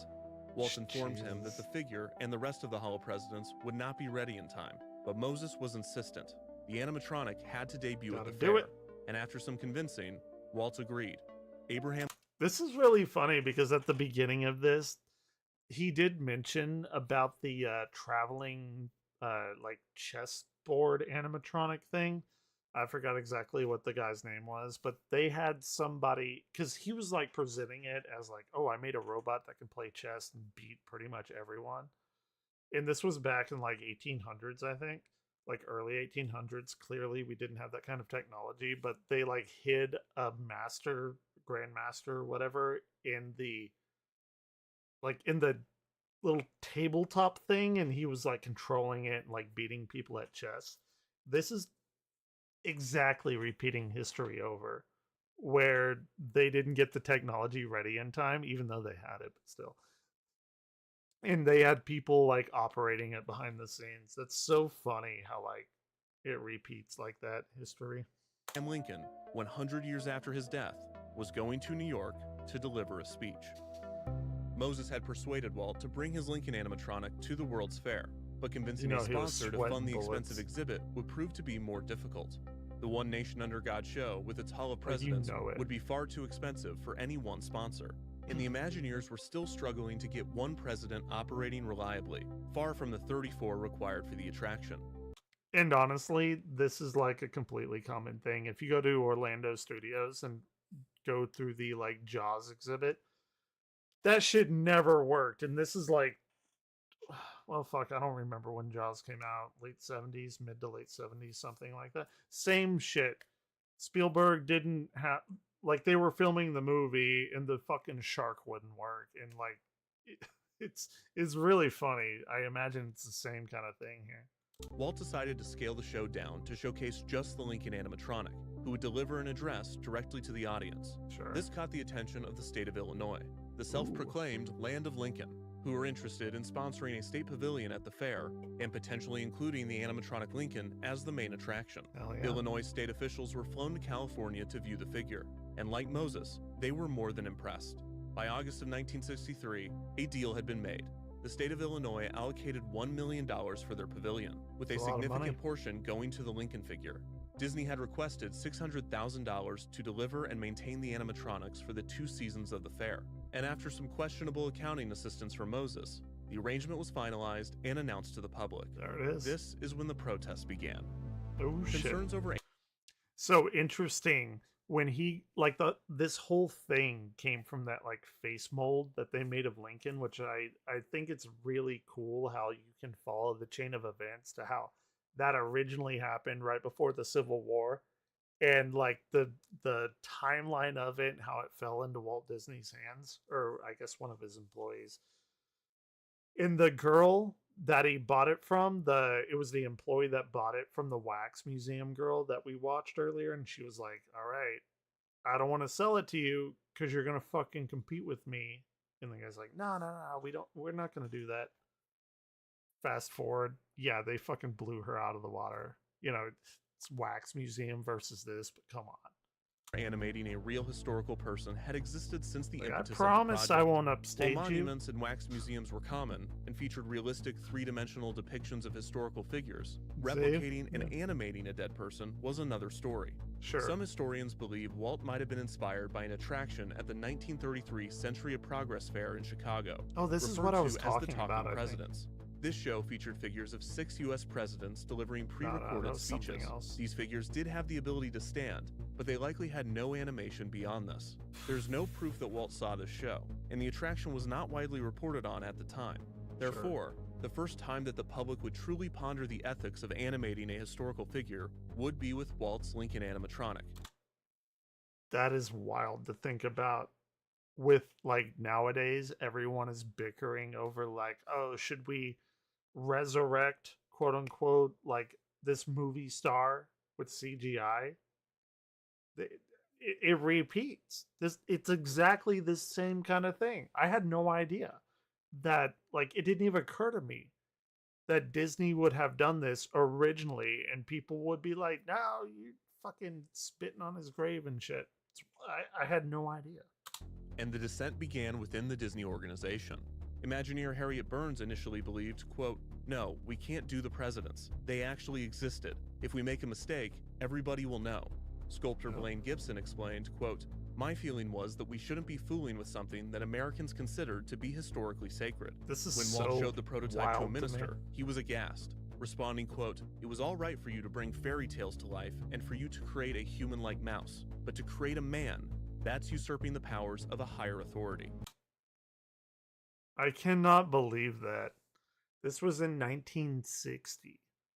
And here we are, what, 64 years later, literally arguing pretty much the exact same thing onto a different medium. These initial objections were just the beginning of the flood of criticism the project would receive upon announcement. Newspapers in Illinois called the concept of a Lincoln robot grotesque. The Herald and Review deemed it, quote, "a cheap carnival trick that would demean the memory of Lincoln and degrade the Illinois exhibit." Walt and Moses traveled to Illinois to give a presentation on the project to the state legislature in hopes of quelling the negative press. Walt explained at the meeting, quote, "I have more at stake in this than the state of Illinois. I am staking my reputation on this, my integrity. I am not a carnival operator." That's probably exactly the same thing the person that made Rogue One did in Disney, where he's like, you know, I gotta resurrect Princess Leia. Like, it's probably word for word. Walt's At Disney, no doubt, either, because Star Wars is under Disney, and it's so funny. presentation helped ease some concerns, but it did not dispel all criticism. One person that attended the presentation argued that, quote, "It's almost as ghoulish as the idea to play a mock recording of the voices of the 4 presidents enshrined at Mount Rushmore." Another scoffed, quote, "The next thing they'll have Mouseketeers giving guided tours of the White House."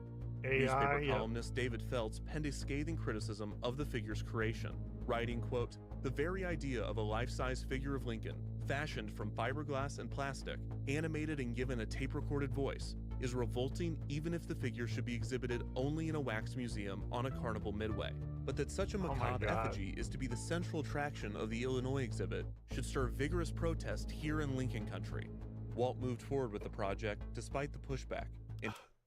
It's so wild that we are having the exact same conversation about AI. I know I've said it like a million times. It's still mind-blowing to me, especially because I didn't know all this shit behind the scenes that went into making the fucking Lincoln figure. And now look where we are. Bad choices. And he would end up building 3 additional attractions for the fair, each of which prominently featured audio animatronics. PepsiCo's UNICEF Pavilion would feature It's a Small World, a boat ride through scenes in which the children of the world sang in harmony. Most of the characters in the ride were simple mechanical figures animated using cams and levers, but a select few were programmed with magnetic tape and synchronized with the ride's music.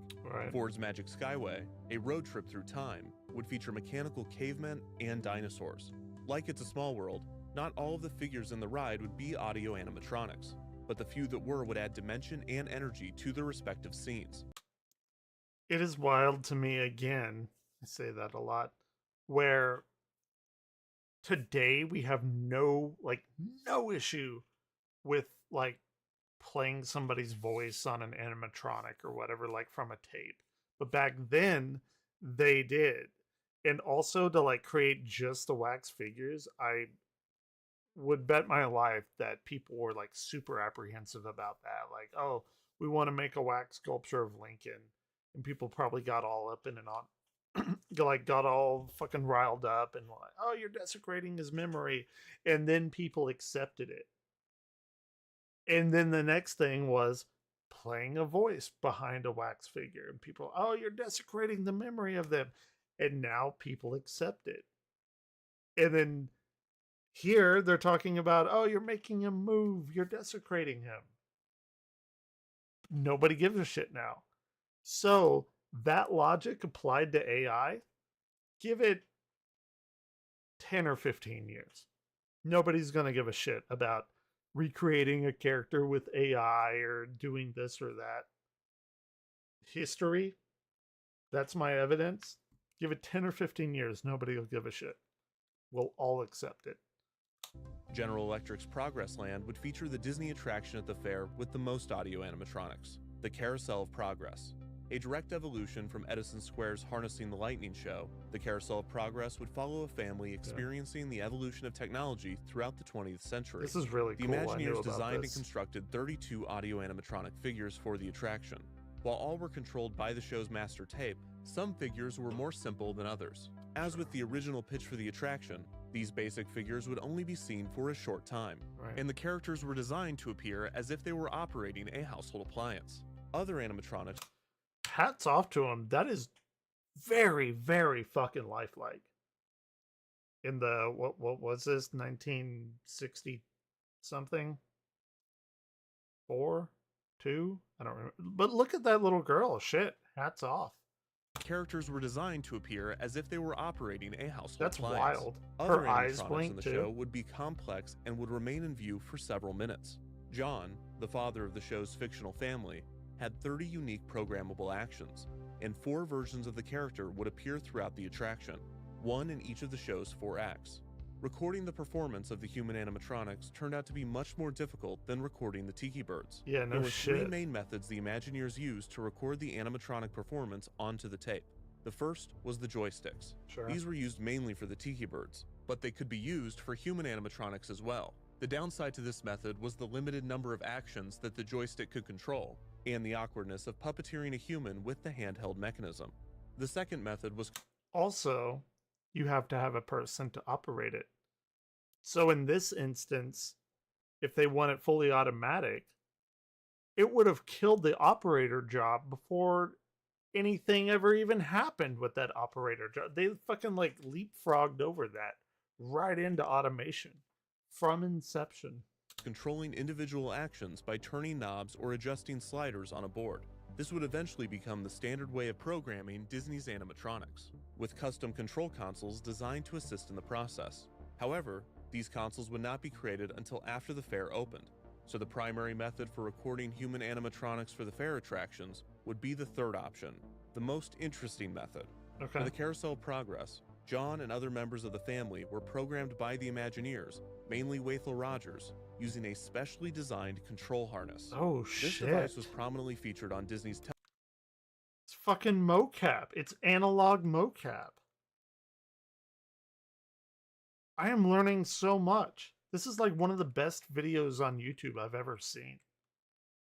television special covering the fair attractions, and Walt acknowledged its strange look to the audience. Now, this contraption here might look like something from outer space. While many have speculated that this method was faked for television, Wathel Rogers and others have confirmed that it was real, functional, and apparently as painful as it appears. The benefits of the control harness were that multiple movements Bleed could be for your recorded at job, once, god damn it. and that the programmer was performing similar body movements to the ones that they wanted the figure to replicate. I had no clue that they had analog mocap. That is actually blowing my mind. The drawbacks, though, far outnumbered the benefits. The programmer's movements were not directly copied to the figure, with the harness not being sensitive enough to perfectly replicate the range of motion. This could also be applied to VR, right? Like to get VR as precise as like a human moving. This is analog VR. As a result, the actor needed to exaggerate their movements to make up for this. The operator of the control harness has to be a bit of a ham actor, as you can see.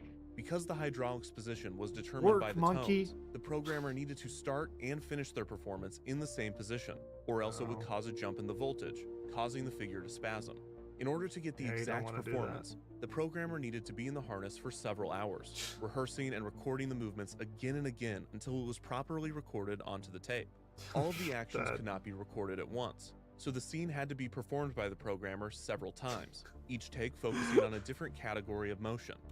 The guy is in there for like fucking 13 hours. Like, please kill me now, God, please. It's like that scene in A Clockwork Orange where they like open up their eyes, and you know what I'm talking about. If you know, you know. A mouth harness was also created to capture jaw movements, in order to Beautiful match the figure's face. mouth closer to the vocal performance. Yeah, gotta The have that Imagineers mouth would spend harness. hours and hours recording different aspects of the animatronic onto tape, before combining them all onto a submaster. Only after doing this would the Imagineers be able to see all of their work put together. Dozens of actions, such as the moving of limbs and the timing of the mouth, all recorded separately in isolation, needed to be synchronized to create a convincing illusion of life. If the timing of one or more of the actions was off, the Imagineers could adjust the timing of the tape. But if this was not enough to solve Oh shit, okay. So earlier when I was talking about like, all right, they're gonna load it onto the tape and like the tapes may get out of sync. If they can fix that, that's even more impressive. issue, Rogers would have to put the harness back on. He recalled, quote, "I remember times when I was in that harness so long, with everything so tight and so tense, that I'd come unglued. I don't think I've ever recovered from some of that stuff." While the recording process Bet was not. He tedious probably and has uncomfortable, he probably has nightmares like in his sleep doing this shit. Hold on, I'll be right back. Gotta go to the bathroom.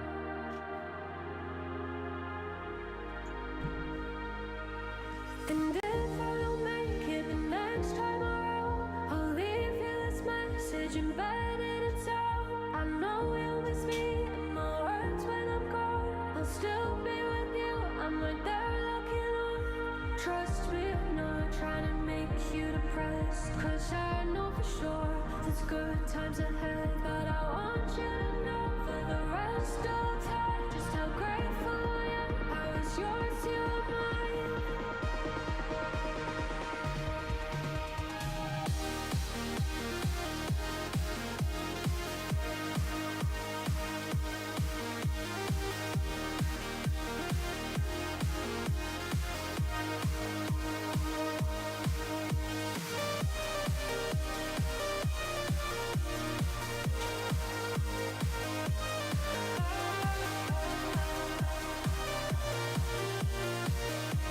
I'm looking for a reason not to. All right.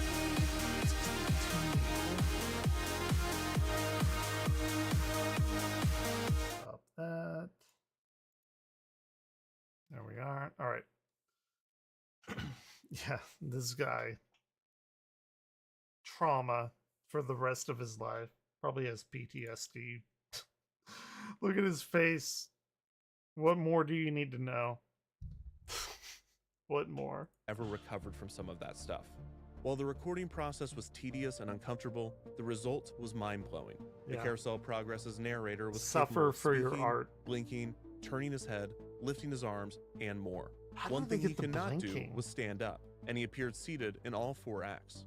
John was the most complex audio animatronic that guests could view when the New York World's Fair opened on April 22nd, 1964. But that was only because one audio animatronic was not working.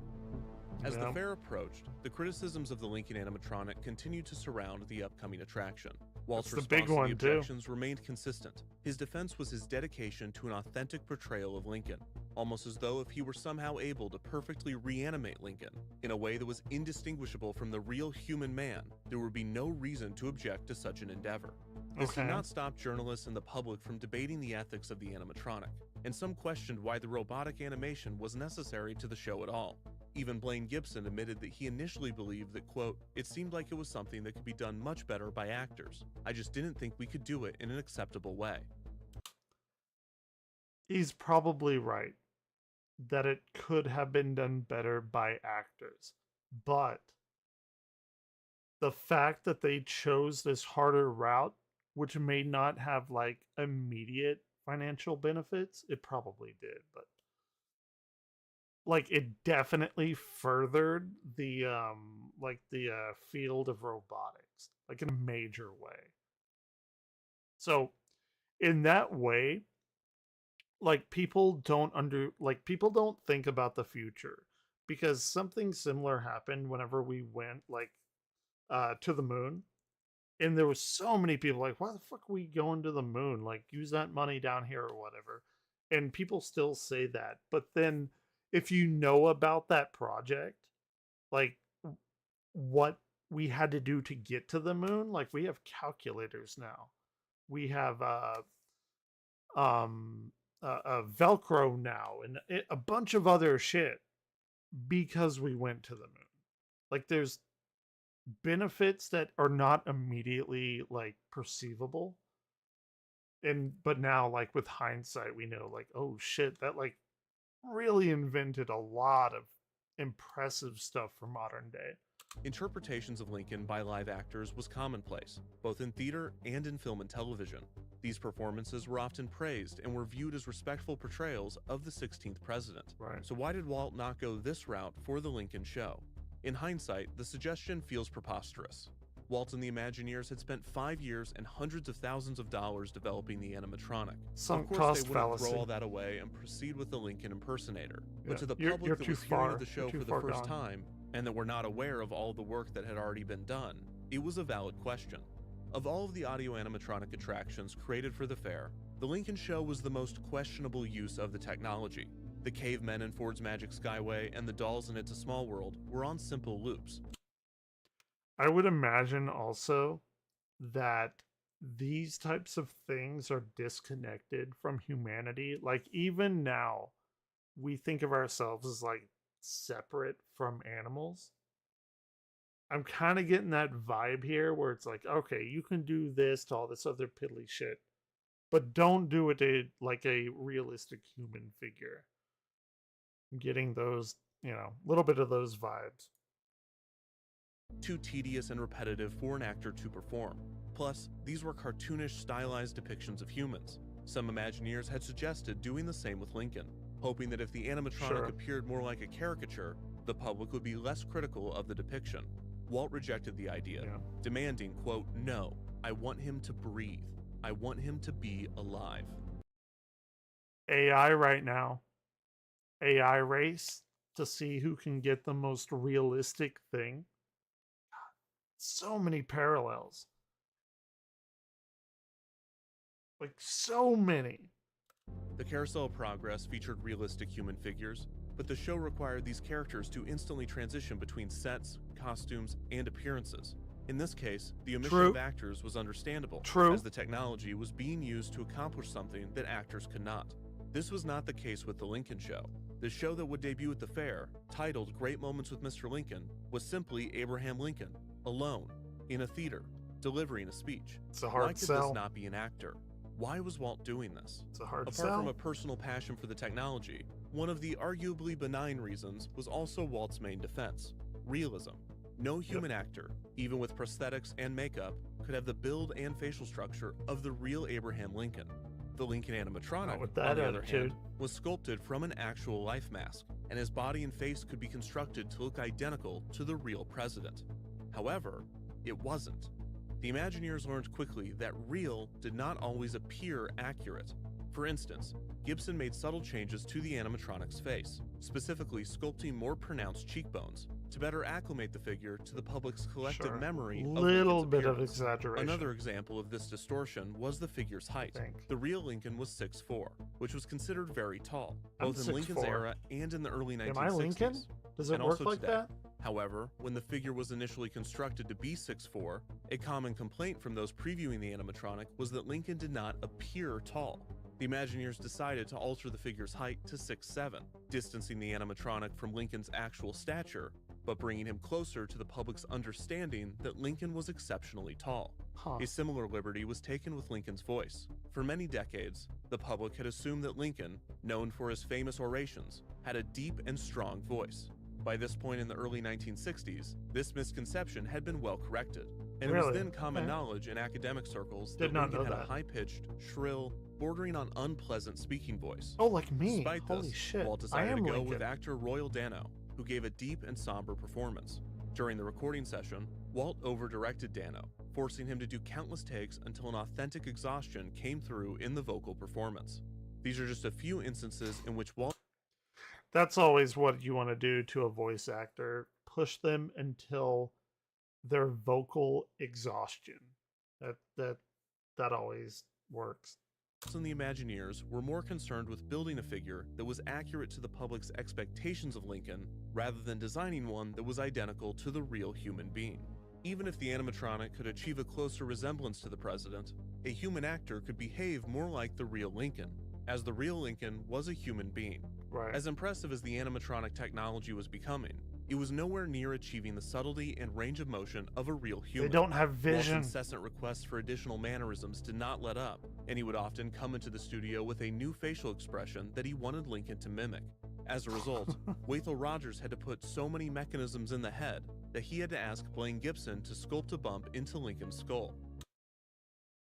Can we just appreciate the mechanical ingenuity of this? It's wild. Which would be carefully hidden by the animatronics wig. The extra machinery allowed Lincoln to have 17 different facial expressions, but unsurprisingly, it was still limited compared to an actual human's face. Oh yeah. So if it wasn't realism, what was the benefit of using the animatronic in Great Moments with Mr. Lincoln? The most obvious is that the technology was the star of the exhibit. Right. Simply having an actor pretend to be Abraham Lincoln was not nearly as compelling as seeing a state-of-the-art robot pretend to be Abraham Lincoln. Walt sometimes claimed that the fact that it was such a unique experience would motivate audiences to listen closer to Lincoln's words than if they were being delivered by an actor. Sure. But this was not the only explanation he would give. In private, Walt acknowledged that he had some ulterior motives to the animatronics technology. Ooh, but it is imagine that. difficult to tell how Who would have ever thought that he wasn't a billionaire, right? He was still like a millionaire. Who would have thought that the millionaire wanted to like do some shady shit without anyone else knowing? serious these Who does statements that were. sound like? Jack Gladish remembers Walt admitting, quote, "I'm tired of finicky actors. I want to develop a fully animated, articulated human being to use in place Replace of 'em. motion picture actors Replace and 'em. actresses." Shit, yeah, AI replacing you. All the way back then. Disney artist Frank Thomas believed that Walt's resentment toward his animators might have played a part in the animatronics development, recalling, quote, "We always felt that he never really knew how you animated, and he resented this to a certain extent. He always kidded about it." What? And like, what are they like? Are they talking about current anime? He clearly knows how to animate. That's what made Walt Disney in the fucking first, like at the beginning, in the 1920s, I think. This is a really like, I don't know. This is an L quote. Like you got to take the loss on that. I don't agree with it.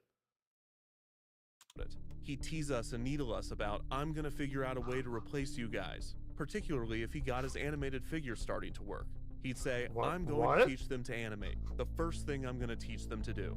With all this kidding constantly, you knew there had to be something in the back of his mind that was bugging him. Yep. On one occasion, Walt argued that the Yep. animatronics were necessary for the logistics of a theme park attraction, explaining, quote, "You can't have human beings working 3 or 4 shifts. We can't afford to pay them, or they'll make mistakes, or somebody won't show up. We've got to figure out a way to have automated shows."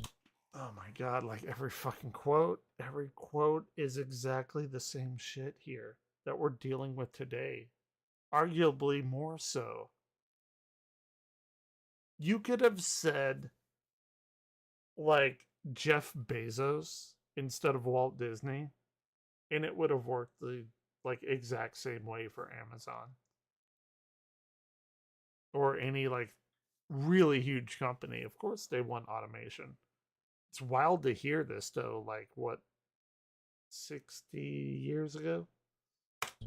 Again, this reasoning, while true for the other Disney attractions at the fair, did not necessarily apply to Great Moments with Mr. Lincoln. The format of the show would have required an actor to speak for around 5 minutes, with around a 10-minute break in between.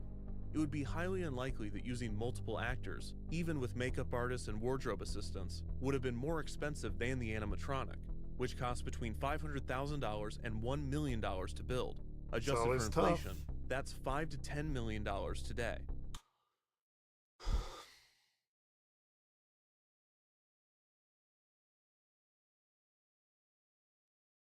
Still worth it with the foresight of what we have now with like Osimo and all these robots. 100%. They couldn't have known that.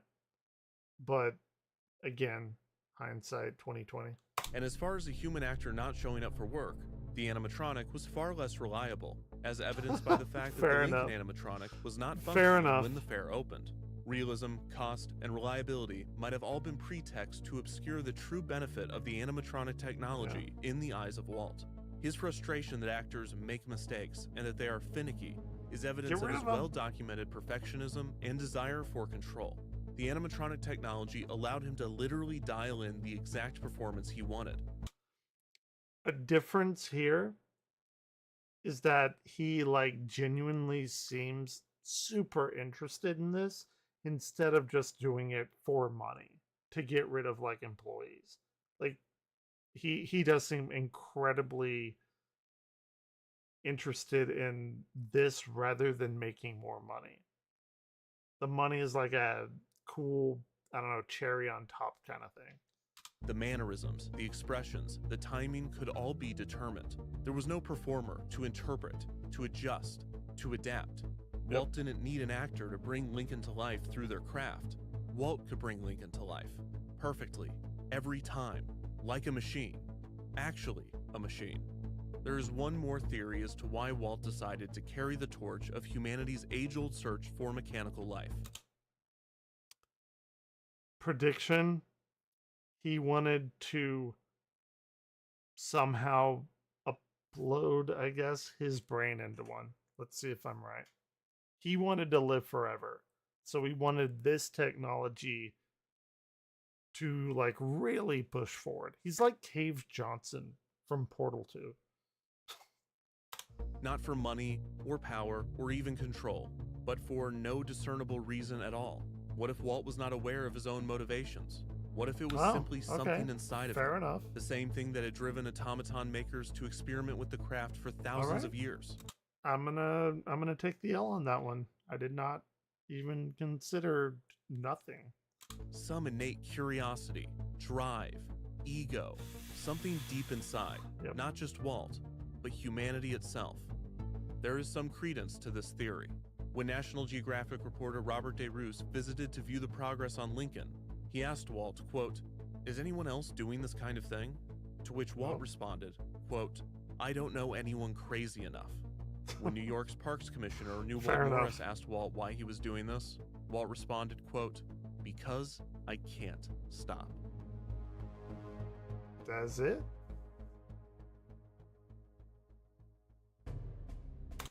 All right, I'm going to stop it there, call it there. We will finish chapter 5 tomorrow. This has absolutely been one of the best YouTube videos I've ever watched, at least like for me. There was so much I just learned in the hour and 20 minutes we've watched so far. But anyway, I'm going to stop, go to bed, go to work, do planetarium shit, and then I will be back tomorrow. Take it easy.